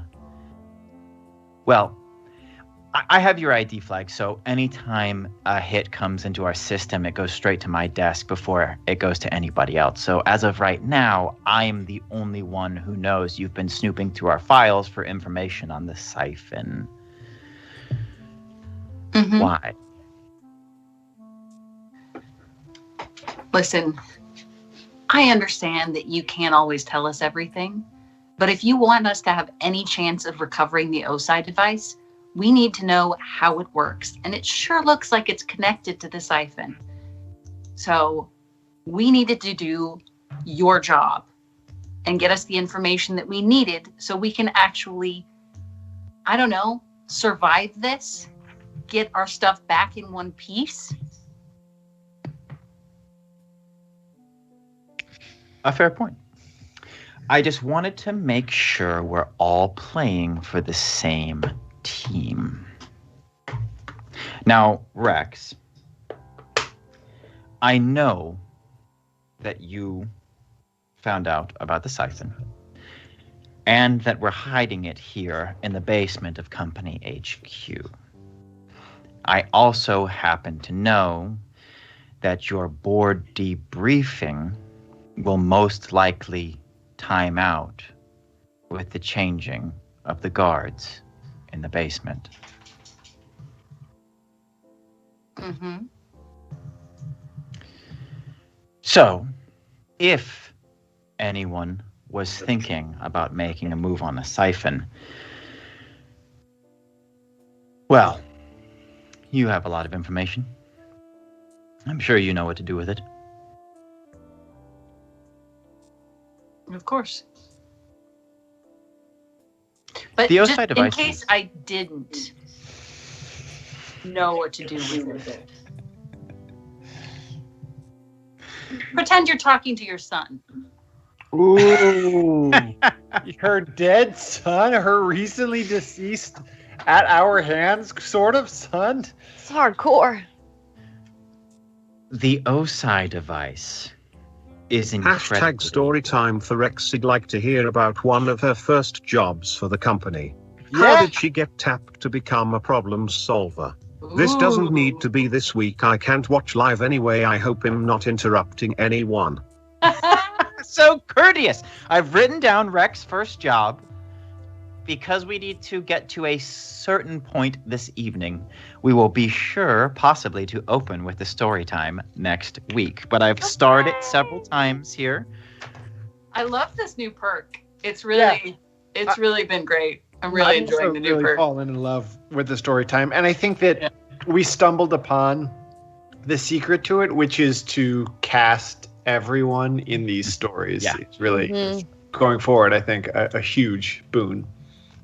Oh, although I don't want anyone else to play Sophia Morelli besides Jesse. That's clearly Jesse. Oh yeah, obviously. Oh, so excited! Oh, you're gonna be such a badass whenever you do. Or not. You don't know. Yeah, how did Rex start? We'll find out. Oh, we'll find. I have my suspicions. I'll put some money on badass. So you just asked Kale. Ask her one more time, would you? What you asked her? How's your kid? That was Sukamizia, by the way. Thank you. Thank you. Who was it? Say it one more time. Sukamizia? Thank you so much. Yeah, it's great. For Thank sure. you so much. For sure. Yeah. Thank you so much. I'm so the story times are great, and I am very appreciative of all of you anyways, but I mean, Sophia Morelli would not have been in this scene had it not been for that story time. And so this interaction, you've given us many gifts rolling forward of a way for us to be good at telling the story. We got a I think raid. we just got raided, y'all. By who, y'all? Williamator. Thanks, William. Williamator. Welcome to our Void Jumpers stream, everybody. We're in the middle of... What's up? We Did we get raided? Ah! We're in the middle of a scene in which our big brawler here is talking to her boss, and her boss is potentially alluding to the fact that she is not on the level with the big evil corporation that she's been answering to in the past. And so I was kind of getting that vibe. Rex, she has just given you some information about the changing of the guard right after the meeting you have planned, and you've asked her to elaborate. And she says, the O-side device is incredibly dangerous, not just because it's unstable, but because of what it offers to any who wield it, the ability to pass from this reality into another. I have flirted with the temptation of using it myself, Rex, and paid a cost. I know that they've refined it into the siphon, and while I do not have my hands on the project itself, I do know that while they've made the technology far more stable, its ability to pierce this reality will no doubt cause problems for more than just the company. And so it would be a shame if that technology were allowed to be as dangerous as I think it could be. Agreed. We do not always see eye to eye, Rex. But I was not lying when I told you that I saw something of myself in you.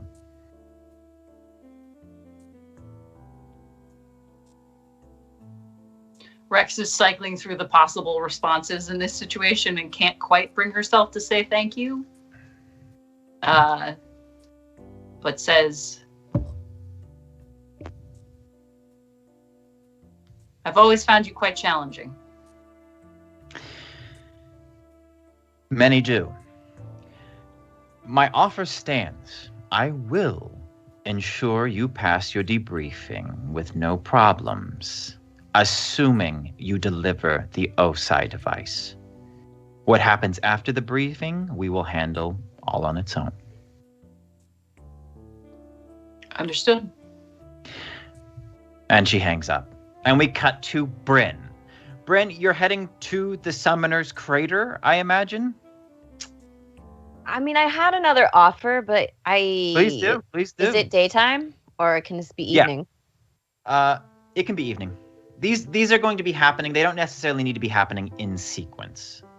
I think when I was questioning Aloysius, I got some information about Ira's pastimes, singing at the Masked Cat, and I think I would very much like to seek him out there, them out there. Singing at the Masked Cat? Yep, Okay. That came from Merck's fanfic or the fiction. All right, set the stage for us a little bit and give us a little backstory here. On the nightclub. It's a nightclub. It's a very, very schwanky nightclub where people wear masks, and they range anywhere from like plastic to literally jeweled out. And Ira is known to sing there. Merc, what is their pseudonym? They have Bryn will need a mask. I can't remember what Ira performs under. I don't think it's under their name. Okay. If it gets dropped into the chat, we'll broadcast it. Somebody alert me. Not? I thought Not was the bodyguard. Not Duke Silver. Anyways, Ira is one of the top performers at this nightclub. Okay. So I think you get there just in time to see the tail end of a set, and they are wearing a very elegant, it's like a combination of ball gown and tuxedo, cane, almost like a plague doctor's mask, but with feline features. The hair is done up into this wild kind of mane, and you see just the tail end of the performance. It's a very small house, which at first seems disappointing until you get a better look at some of the people in the audience, and you can just see that there's high-ranking company executives. You can tell by their insignia. There's also what looks like people from the government and just very wealthy folks. There's some other celebrities that you would notice from different vids or songs. We wish Herbert Pervert was there, but they're actually playing a relief concert on the Fire Planet to help with the rebuild after the bubble went down. Darn, I wore my shirt and everything. But Ira is stepping down off the stage as you enter, and because they have a bit of a vantage, they do see you and they motion to the backstage area. When you get back there, they are removing their mask, and they say, "So what did you think?" Oh, not Note or Naughty? I don't... Note. Note. That's their stage name. What did you think of Note? I thought it was fabulous. I had no idea you could sing. How long have you been performing here? Since I was young. Does My your father owns know? the club, yes. Your father knows that you perform here? It is unspoken, yes, but there's nothing that goes on in this city, let alone this club, that my father does not inevitably find out about. And though I am masked, he has heard my voice before. We do not discuss it. I think that he respects the anonymity of the Masked Cat's clientele, including the performers, and so he's given me this gift. And I'm just completely taken aback. There is nothing like this on Fire. So,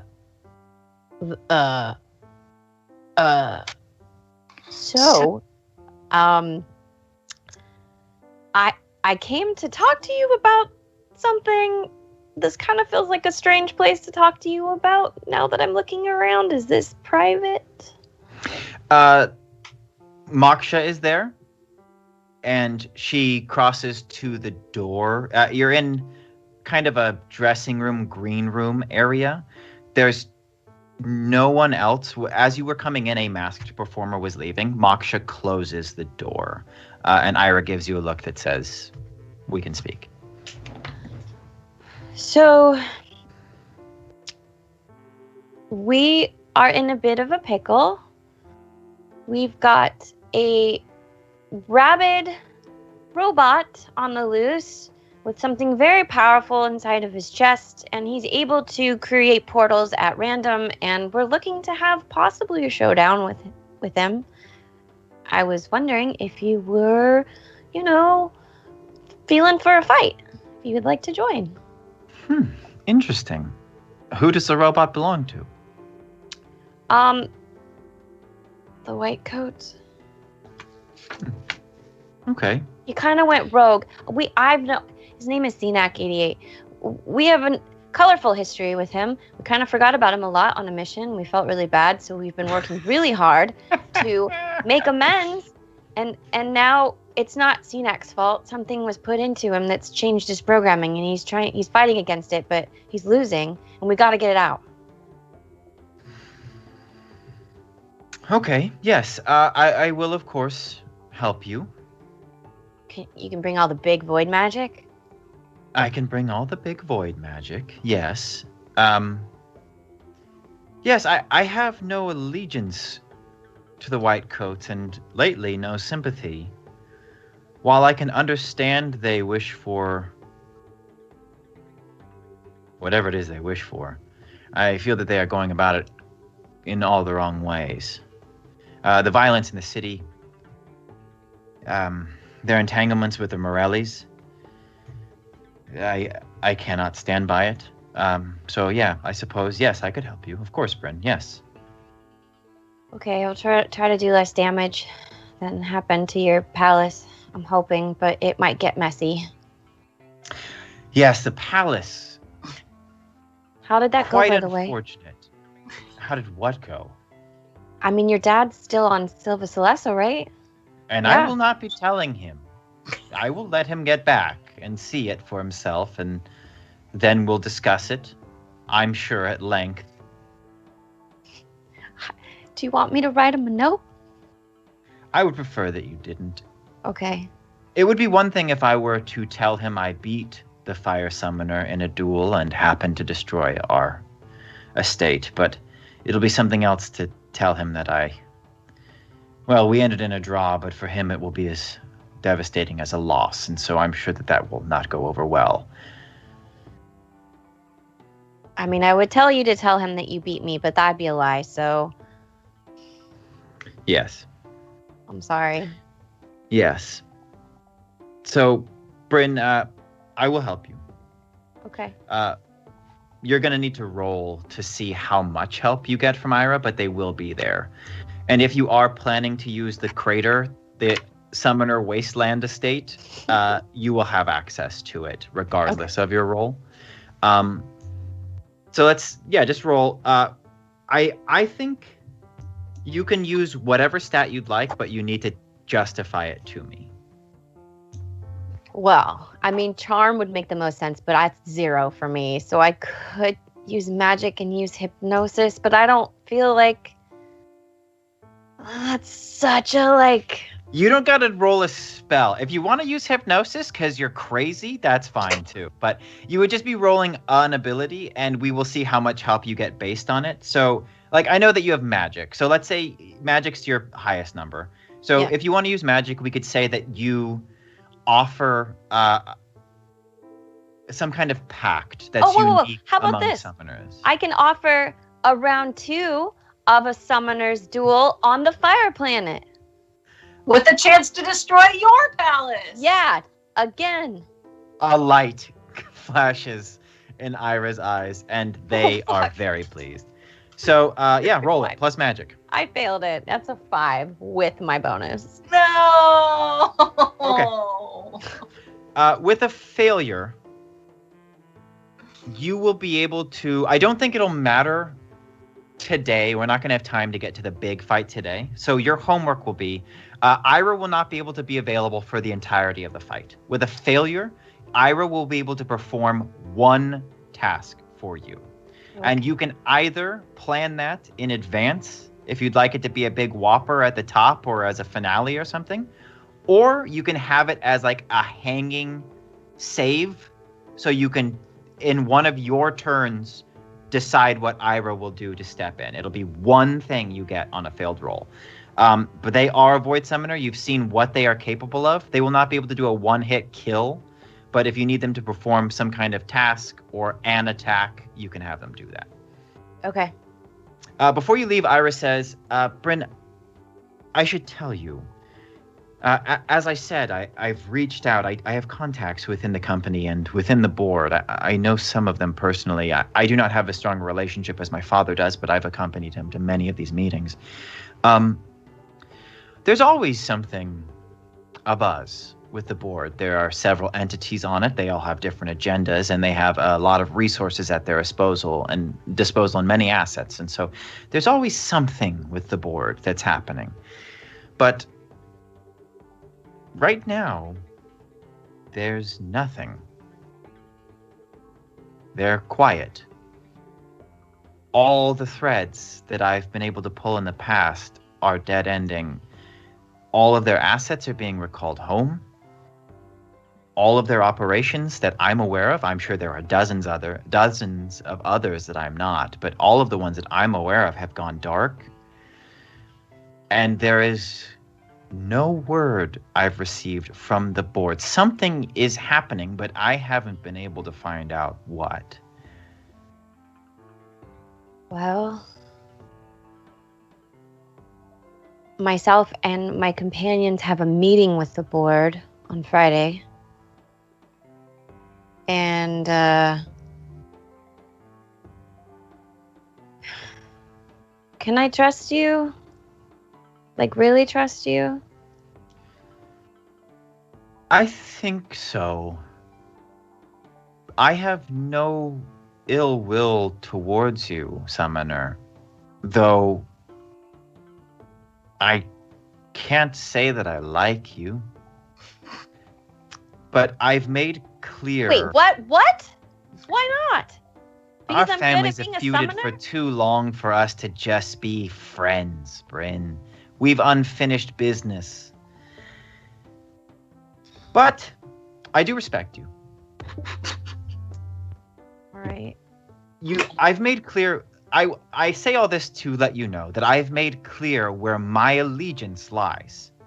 I do not wish to create a rift between my family and the company.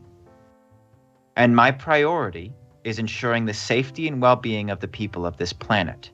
The company contribute to that goal greatly. So I've made those allegiances clear. Assuming you are not asking me to go against them, you can trust me. I will give you this. I will not lie to you, Bryn. If I have a problem with what you're doing, I will let you know.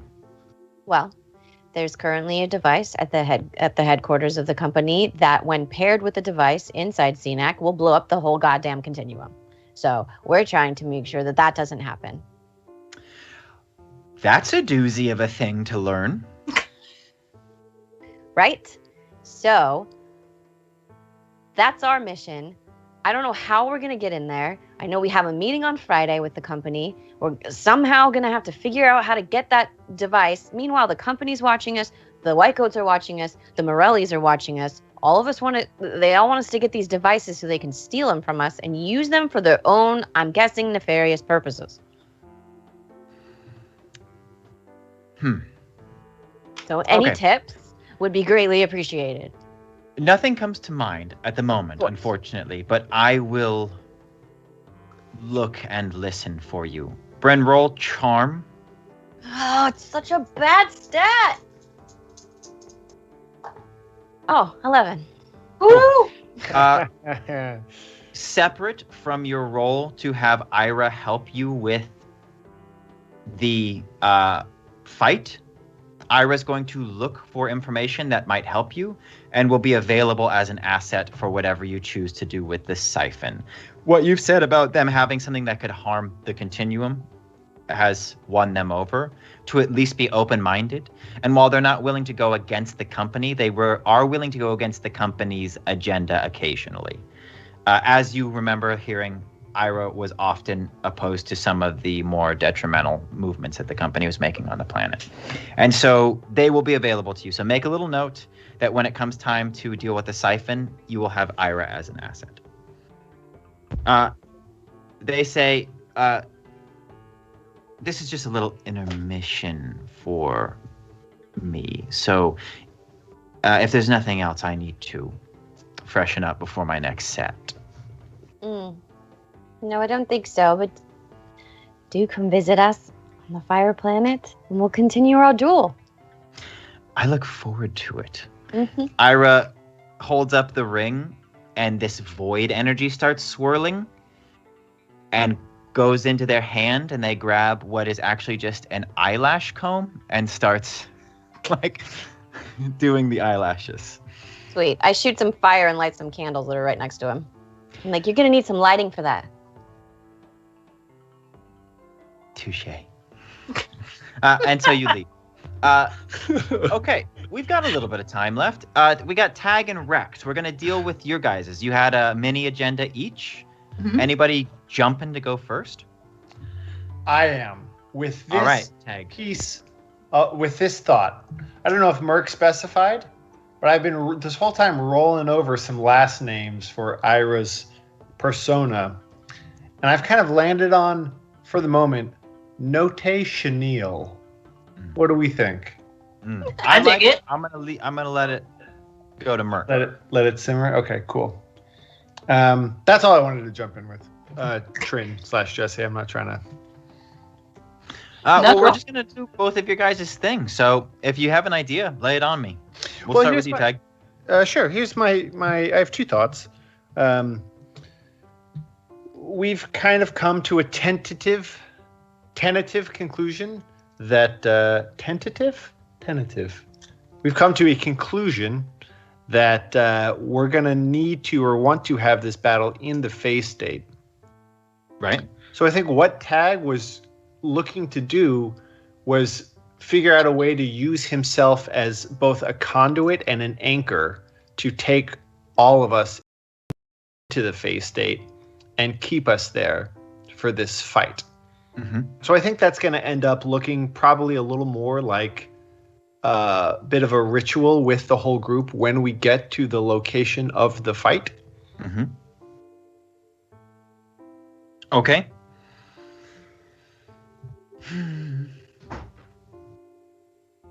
Yeah. That's fine. We're going to prepare in the same way that you gifted Bryn that little tooth. You're going to prepare 4 artifacts that your friends can wear while entering the phase state.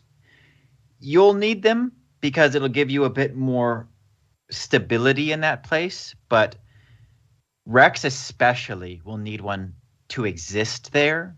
And Sam's got kind of an interesting situation, so he won't need it as much, but he will need something. So let's just do a straight up plus magic roll to see how well you prepare this. It will limit potentially how many of you can go into the phase state. That's an 8. Okay. No, that's a 10. Sorry.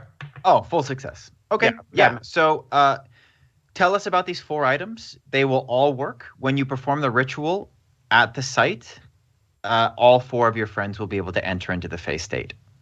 Well, it'll be 2 items, right? One for Sam, one for Rex. Bryn's already set to go, and myself, I am functioning as a... Yeah. Fucking born in the phase state. Yeah. So 2 items. Okay. So the first is going to be, the one for Rex is going to be, it looks just sort of like a hardened, almost a little blackened, rusted, kind of bronzed, metallic, just a piece of shrapnel. And what it is, it's the only thing I have left from the, what was I calling it? My little not lightsaber? Yeah. I don't remember. Scrap, my bolt scrapper. Oh, yeah. That's a good name. Yeah, that she made for Tag. And it's when he lost that weapon, that this was still just a little piece that remained, that he remembers kind of swiping off of the table when it was sort of the first moment that he and Rex had to themselves, where they bonded. And he watched her work. He was there in her shop, and she had been punching the wall repeatedly, and he was sort of awash with a mix of nervousness, but also a sense of gratitude that she was taking the time to fashion this weapon for him. So he's hung on to that. He's going to use that for Rex. And then for Sam, it's going to be that mug, the mug that Tag drank out of when he and Sam, I think it was after Fire Planet, were back on Haven, and our first moment of friendship, the beginning of our bond, that is like sort of fraternal and sort of paternal, but ultimately very friendly. So Tag has, it's just a little copper, kind of like a camping mug. There's nothing ornate or special about it except for its memory attached to that moment. Okay. You're able to imbue these things with, we'll call them psychic anchors. Great.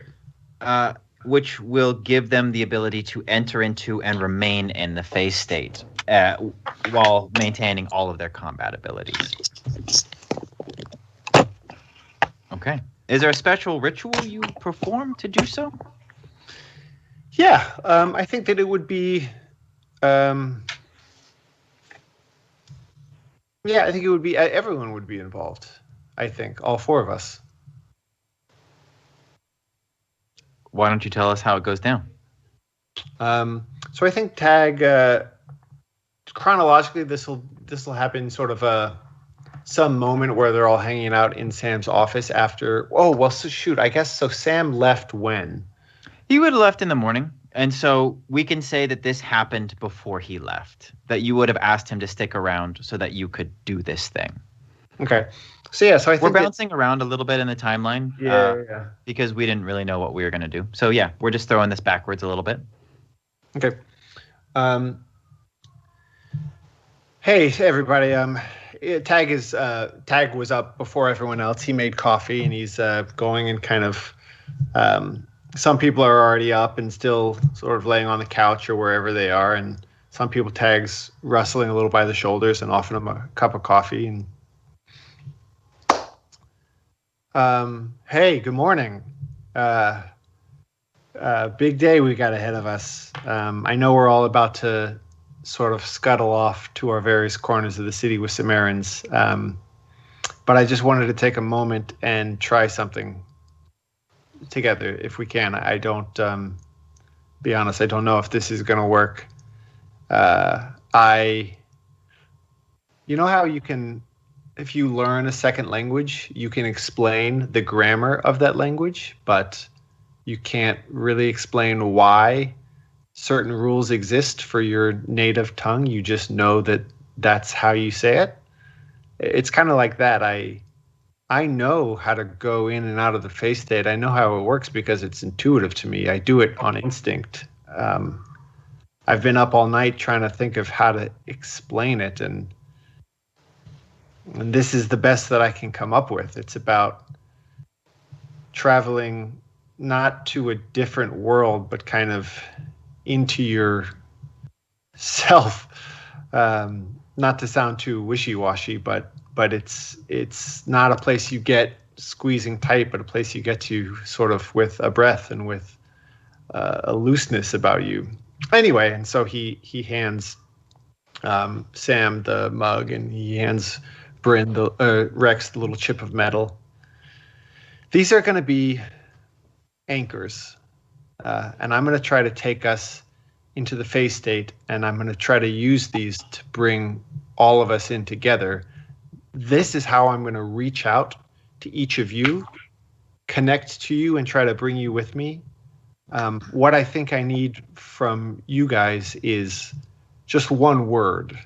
And there's no right or wrong answer to what this word is, but you can think of it kind of like a mantra. It's my memory of each of you that has been imbued into this item. What I want you to do is to imbue the item with just a single thought is not even the right word, just a single word. Word is the best way to put it. I don't want to put anybody on the spot, but I'd love to know what that word is, just as a way to feel a little more connected. Flint. Flint. Good. Flint. And he locks eyes with Bryn, and she's holding the chip and Rex. Well, I'm sorry. Did I do that again? Did I say Bryn? Rex, and there's just something that it feels like it fits. You know, it feels like you finally sort of click, or for Tag, finally like a puzzle clicked into place, and he's just like, yes, it was always Flint. Of course, it's Flint. Cheers. Cheers. Yeah. Cheers. Bryn, we don't need the tech, but, you know. Well, you know my word is pie. Yeah, of course. Pie. Flint. Cheers. Pie. Okay. And with these magical items, Tag has now, with a full success roll and these command words, given everybody the ability to enter into the trap that you set without any rolls necessary. So you can feel confident going into this fight that when it comes time to enter the phase state, everyone will be able to do so. After this little ceremony, everybody's got a little bit of a lightness to their step, and you all go your separate ways to do your mission. Rex, what is it that you do? I'm going to head to that campus, to that production lab that Mr. Dewey and I chatted about. And on my way out, I'm going to lean down and I say, I need to borrow your ID card. The truth serum is still not wearing off yet, because that was a sweet-ass perk provided to you by chat. So Dewey says, look, I hate this idea. And I'm worried about the trouble that my ID being flashed around by you is going to bring down on me. But because I'm tied up, I'll have no way to stop you from taking it out of my front pocket. Crap! And I say, yeah, I knew that. I just kind of wanted to hear you say it. Go! Yeah, so you got his ID. You're able to get a cab. And I say, and What's the name of the guard who usually works there in the morning? Chet. Ah, crap! And what's his favorite kind of coffee drink?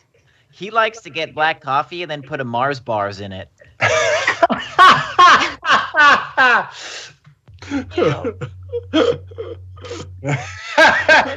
That is disgusting, but I thank you for sharing that information. I didn't want to tell you. Oh boy. Okay. Yeah, so you're able to catch a cab and head towards the company campus. You have your executive ID. You also have Dewey's. So Which is, I imagine, like this big. Sure. Yes. It will still work, but it is very small. What are you doing? What are you doing here? Well, before I head in there, I'm gonna stop for a cup of coffee and a Mars bar.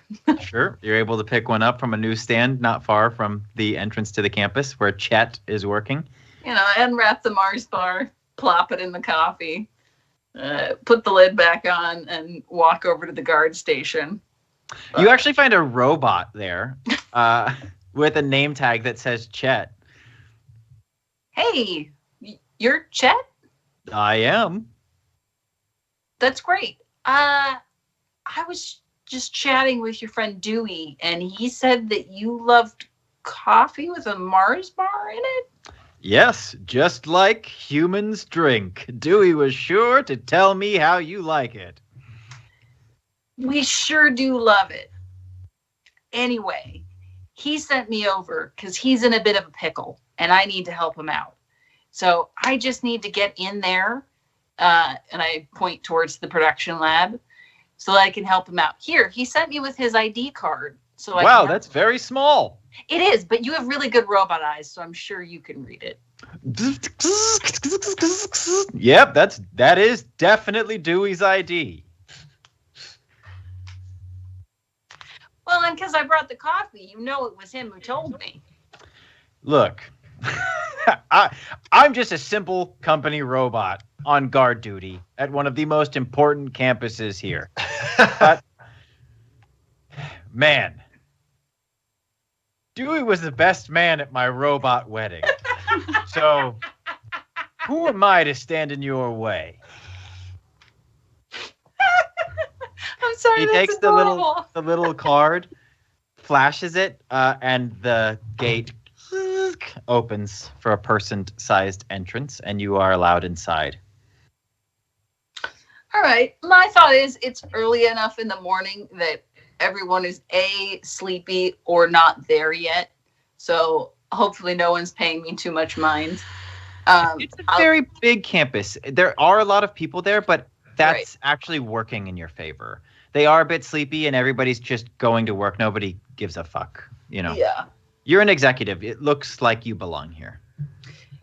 And what I would like to do, or attempt to do, is I would like to try and construct some tech to assist us in our battle. Okay, cool. So I'm making my way to the armory. Okay. Dewey told you exactly how to get there, so you have no trouble finding it.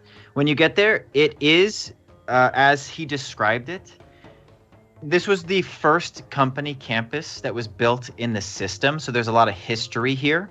And they've kept the outer shell of many of the original buildings to preserve that look and that feel. It looks like you're walking through Tomorrowland. But when you walk inside the armory, it has been completely updated, gutted, and rebuilt so that everything is top of the line. How do you want to do this? So basically, as an executive, you will be able to do whatever you want. As Dewey, you will need to roll, probably. You know that Kale has said anytime you're... Yeah, but she also said that anytime it pings, it comes to her desk before it goes to anybody else's. So Kale will know what you're doing, but she's kind of doing you a favor in that she's keeping your ID from going company. Like, the company's not hearing that you're here. Only Kale is, unless she decides to forward it. You've never heard of anybody able to do that. So Kale is indeed, like, upper echelon. Yeah. So what do you want? I think I would like to at least attempt to go unnoticed by her. And if I fail in that, then we can resort to using company privileges. But sure, I think this is a charm roll, which I use swapped strength out for, for right? tough. Yeah.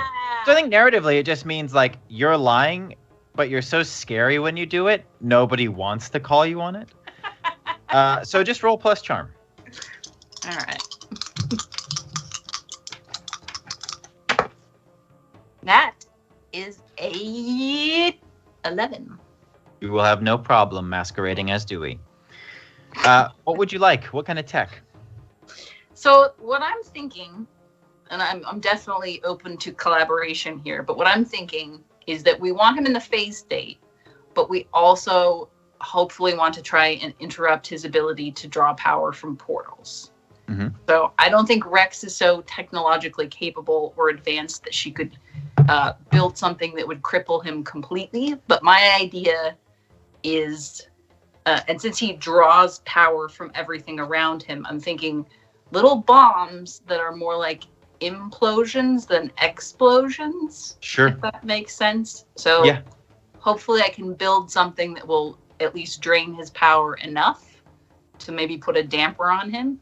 Mm-hmm. And that if it comes down to it, that if they all go off at the same time, it's a big boom. Yeah. Okay. Yeah. So I think with what we've set up about and Void, I think I would have to physically place them. I think that is a level of difficulty that I will add for myself. Is that I would have to physically place them on CNAC.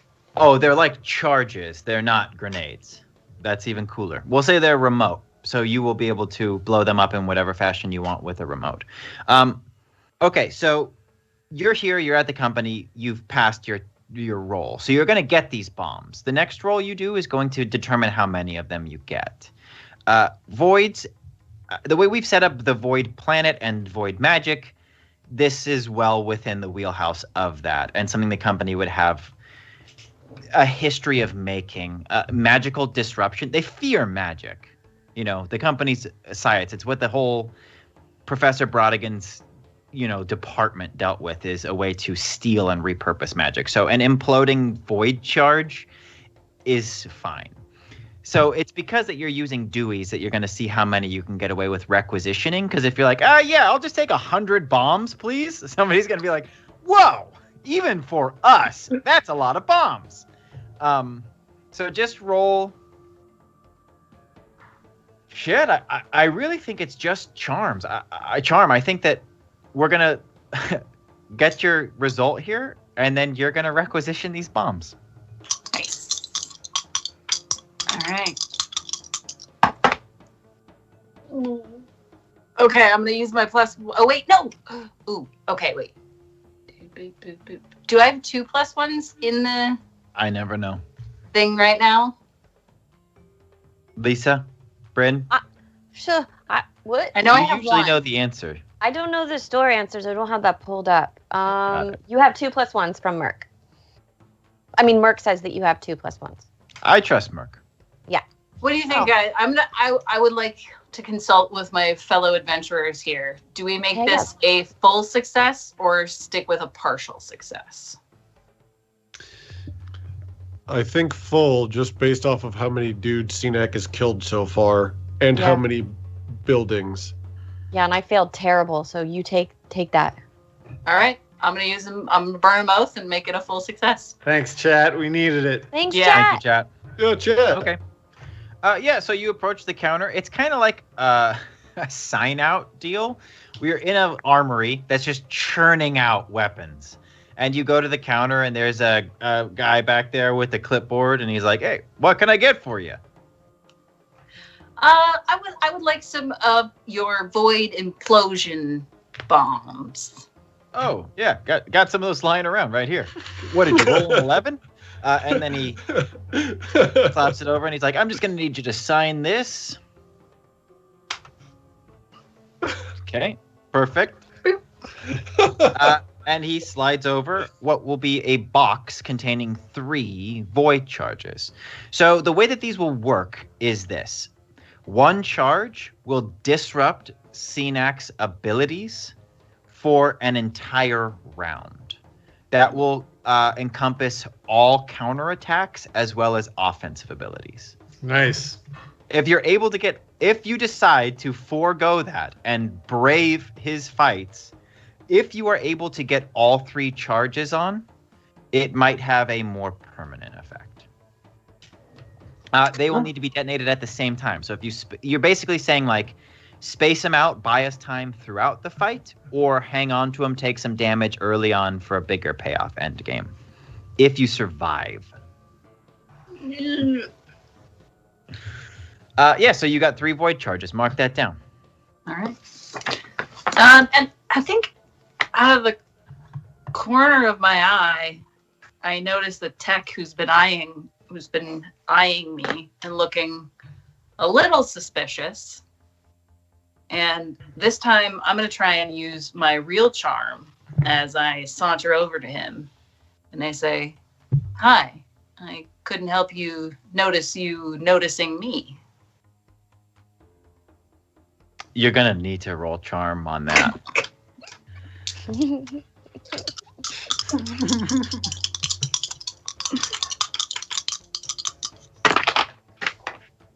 That isn't 7. Okay. What are you trying to achieve? Or are you just sending out an offer? I'm sending out an offer. I have a goal in mind, but I would like to see how it goes. Yeah, the tech says, yeah.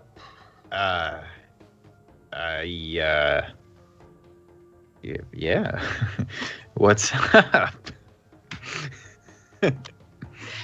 I just couldn't help thinking that you looked like you were a pretty smart guy, and I could really use some help. I graduated first in my class. Oh, which class? I did economics and astrophysics experimentation at Doom University, which is the most prestigious college on the Void Planet. It is. It's known across the continuum. Mm-hmm. Anyway, I was just wondering, do you happen to have a reverse shrink ray that I could just borrow? An enlargement ray. Yes.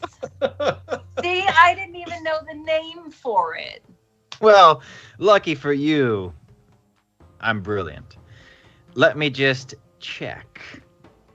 He goes back there, and he's gone for a while. You actually hear a bit of an argument in back. This is due to your partial success that you rolled. And then he comes out looking kind of like upset and takes a second to like fix his eyebrows and then says, "Hey, look, I got you an enlargement ray, but it's only got 1 charge. Plus, I did just get in trouble with my boss, so don't let anybody know that you have it." And I lean in real close and I say, "Not a problem." So, could you just like write down your number for me? Yeah. And as he's looking down, I like scuttle away really quickly. He writes it and then says, "Why does this always happen to me?" So you have an enlargement ray with 1 charge. And as Rex exits the building, you can kind of see her go like, "Oh, punching is better." You escaped the company campus, no problem. On your way out, Chet says, "Hey, thanks for the human-flavored coffee. I love it." You're welcome. Phrasing. Very funny. Very human joke you just made. Oh, thank you. All right, so we have all of the supplies that you need, or at least many of them. Sam, when you come to, you can hear seagulls. There's still a bag over your head. You are on the ground, but then roughly lifted onto your feet. You're having trouble standing on your own because you had taken quite the blow. And then the bag is pulled off of your head, and you can see that you are at the docks. The place where you take your very best friends. Look, if you guys wanted to take me to the beach, you could have just asked. Very funny, Sam.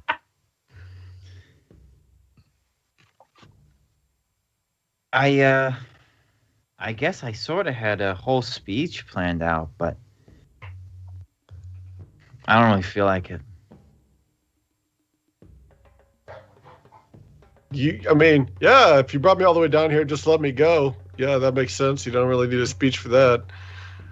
Sammy, I let you go a long time ago. Oh! And she walks up to you. Ouch. And gives you a kiss on the lips.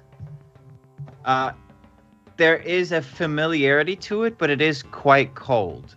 And when she steps back, she nods to one of the fellows who's standing behind you, who's holding, it looks like a fire safe that you would use in your home, a bit of a larger one. And he's a huge dude, but this thing, you can tell that like the muscles in his neck are popping out as he's holding it up. And it's got a chain attached to it. And when you follow that chain down, you can see that it is tied to your ankle. Oh, hey.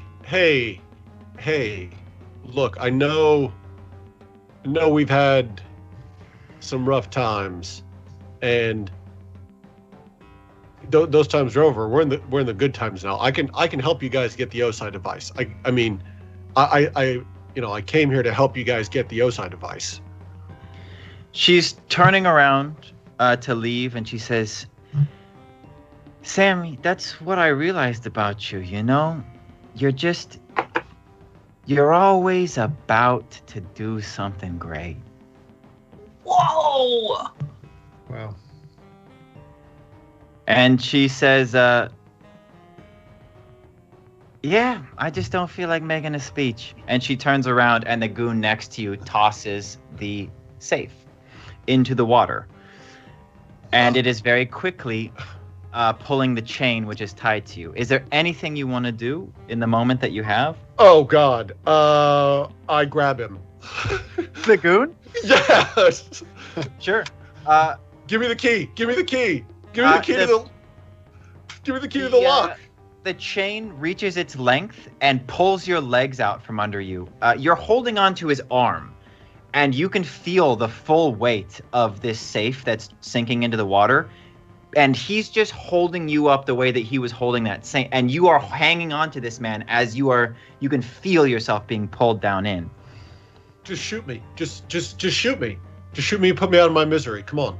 Sophia turns around and says, all right, and pulls out a void blaster and shoots you in the chest. And the last thing you see, Sam, is her blowing the smoke off of the barrel as you fly backwards into the water and are pulled down very quickly. Now, very recently, you felt yourself drowning and darkness coming upon you. And you were treated to a vision. And when you woke up, you were on dry land. This time when darkness closes onto you, there is no vision that comes to save you.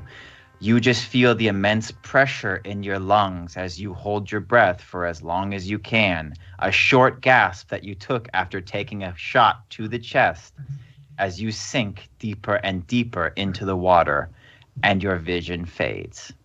Blackout. Blackout. What? Why didn't he change to Puck? Oh my God!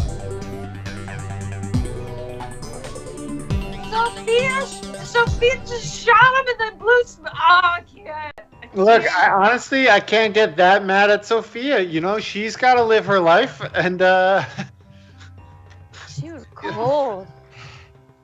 Just ice cold. She's fighting her truth, you know, and I don't like it, but I respect it, and I find it hot. Well, that was hurtful in a number of ways. That was some razor cuts. Ice cold. The Sam Sophia narrative, it just is more and more my favorite thing that has happened in this show. Every scene with them, I love so much. Wow, Me too. That cut deep. That cut real deep. Oh, so yeah, that's not what I expected to have happen when I got shot. I'm not gonna lie. Yeah, I can't wait to find out what We'll have happens. to find out next week. Yeah. We've had some cool stuff be given to us by chat, but I feel like the Void arc in particular has been molded largely by the input from chat in a way that some of the other arcs didn't. And it's something that I really enjoy because when I'm starting to look for faces to put into scenes, some of the characters that I'm returning to have been those characters that have come from just a suggestion from chat or a name or something. So I really like it. I think it's a way that I'd like to continue to learn how to like honor and tell the story of. Because, yeah, like Sophia's becoming my favorite character too. I want to put her in every scene. I think she's going to replace one of you guys soon, but we'll decide who. Just kidding. Just But as she's my brutal favorite. as Sophia. We had some pretty good chat-sourced shenanigans via the Christmas. Was Christmas on Blight? Yeah. Oh man. Yeah, the whole Slogda saga was chat fueled as well. But particularly when we got into the like gingerbread land and the whole heist itself, the bank heist was very chatty in that way. Yeah. Maybe that like gave me the training wheels, and so by this arc I'm starting to feel more comfortable just giving those pieces away and like letting them find their way back. I don't know. It's cool. I'm just having a good time. Ditto. Samesies. All right, you got a question from chat? I do. This one's from Merc. And it actually is nice to piggyback on what we were just saying. What is one thing that came of Void Jumpers that you did not expect when you started it? I'm just going to start pointing to you guys. So be ready. Gut instinct here. We're going to start with Honor. I think the longevity of it. We very much, I think that I can speak for everybody, that we very much started this on a whim. We just got an email from Lisa about maybe doing a one-off for the digital ZoeCon that happened when the pandemic hit, and then we just sort of said that was fun, let's do it again. And here we are, probably coming up on our 1-year anniversary for this show. If we Not quite. Not Because quite. I don't think our first one was in May, I believe. Yeah. Yeah. Like the Okay. end of May. So like a stone's throw. That's not throw enough, yeah. That like, and it's really become in a year with a lot of inconsistency, unknowableness. It's been a really great anchor to be able to have this time with you that I'm looking at, and then you, the larger community of this show. It's been really nice. Yeah. Lisa? I think, I mean, I've done a lot of like D&D type stuff before, but I am really surprised at how emotionally invested I am in this character and everybody's character. To the extent that it feels very much like doing a play or like doing a very long film project. I really wasn't sure how it would work, not being in the same room as all of you guys, but doing this feels like we're in the same room, and that I care about these characters so much that like the idea of Sam's character actually dying, I was like, no, that can't happen. So that's been such a lovely surprise to be completely swept away on this journey as if we're living it for a couple hours. Casey? I'm going to go with how incredible and supportive and creative the chat and Zoe community is. The amount of stories and art and introspective questions that have come out of that community, how much positivity is just... I've done role-playing for years, but never anything with a with sort of, long-standing participant viewers who contribute so much, and it's really incredible to see that high level of artistic generation that it's really cool, really very cool. Trent? Yeah. I want to have like a good joke answer in the moment to kind of, round it all out and be like, aha, you suckers, you said all the mushy stuff. Now here's the dumb thing to laugh at. But I'm really just feeling all of the things that everybody else is already saying, which is that it's been unexpectedly moving and meaningful. And I think the first thing that sprang to mind for me was the creation of snacks, and then I was like, no, that's very on brand for me, so not that. But yeah, the depth of the characters, I think, is really what sticks out to me. Is, I created Rex mostly with the idea of like, oh, it'll be fun to be like a kick-ass lady who just punches and does whatever the heck she wants, and for her to like evolve into something, hopefully, I think, also with that same idea at its core, but actually much more complex, has been really, really great. And to see how, I think Rex's, something that surprised me that I did not expect was how much Rex respects Brynn and really believes in her. And I think that's been a really, really fun part of the character for me. Sweet. All right, what about you, Jesse? Mine is to deal with storytelling and improv. Right before all the pandemic shut down, I was taking a lot of improv classes, and I was having trouble, I think, growing, and that had a lot to do with trust, because the people that were in the classes, it's just such a short amount of time, and you just get who you get, and I'm sure that they felt as much about me as I did about them, that it was just difficult to create these relationships. Everybody was there for different reasons. Everybody was there at different levels. Everybody was there with different things on their mind. And so there was just a lot of static, in the vibe. And so I knew all of the lessons. I knew that a group mind could be created. I knew that one could just give up their desire to control every aspect and have faith in their friends and a belief in this world that could be created, and that play could happen and guards could be dropped and you could be vulnerable and you could have these breakthroughs. I knew all of these things were possible because they've been proven and I've seen them. But I was having this very frustrating time because I was not experiencing it. So knowing that they were available and then not being able to experience it was this very frustrating thing. And so for me, even though we're not on stage, even though we're not in front of people, I've just finally, and it has everything to do with you guys, I've finally been able to not just know, but believe. And so I can come into every one of these sessions at the beginning. I'd never run games before. And so that whole first arc on Bloom, I was freaking out. I had like 90 pages prepared before we even started.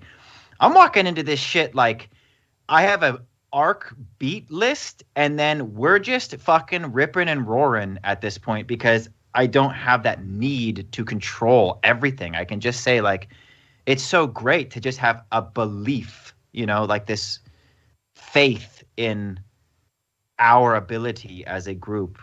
And so I can let my guard down and I can have fun and I can be myself. And especially in 2020 and 2021, these spaces have been very difficult to find. So I think just that light switch moment of changing from knowledge to faith has been an unexpected boon, because I like all of you and I trust all of you, but until you're in the room doing the work, the moments don't happen. They could, but until they're happening, they're not there. So For me, that was a wonderful little treat.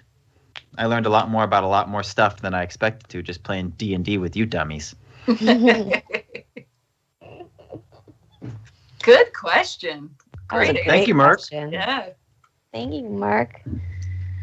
Okay, guys. Well, thank you all so much for hanging out with us on a Wednesday night, giving us your time. A big, huge thanks to Mark Thomason for running our tech behind the scenes. I don't know what's going on, but our stream is finally like go Mark flowing, and that's because of all the magic that Mark works behind the scenes.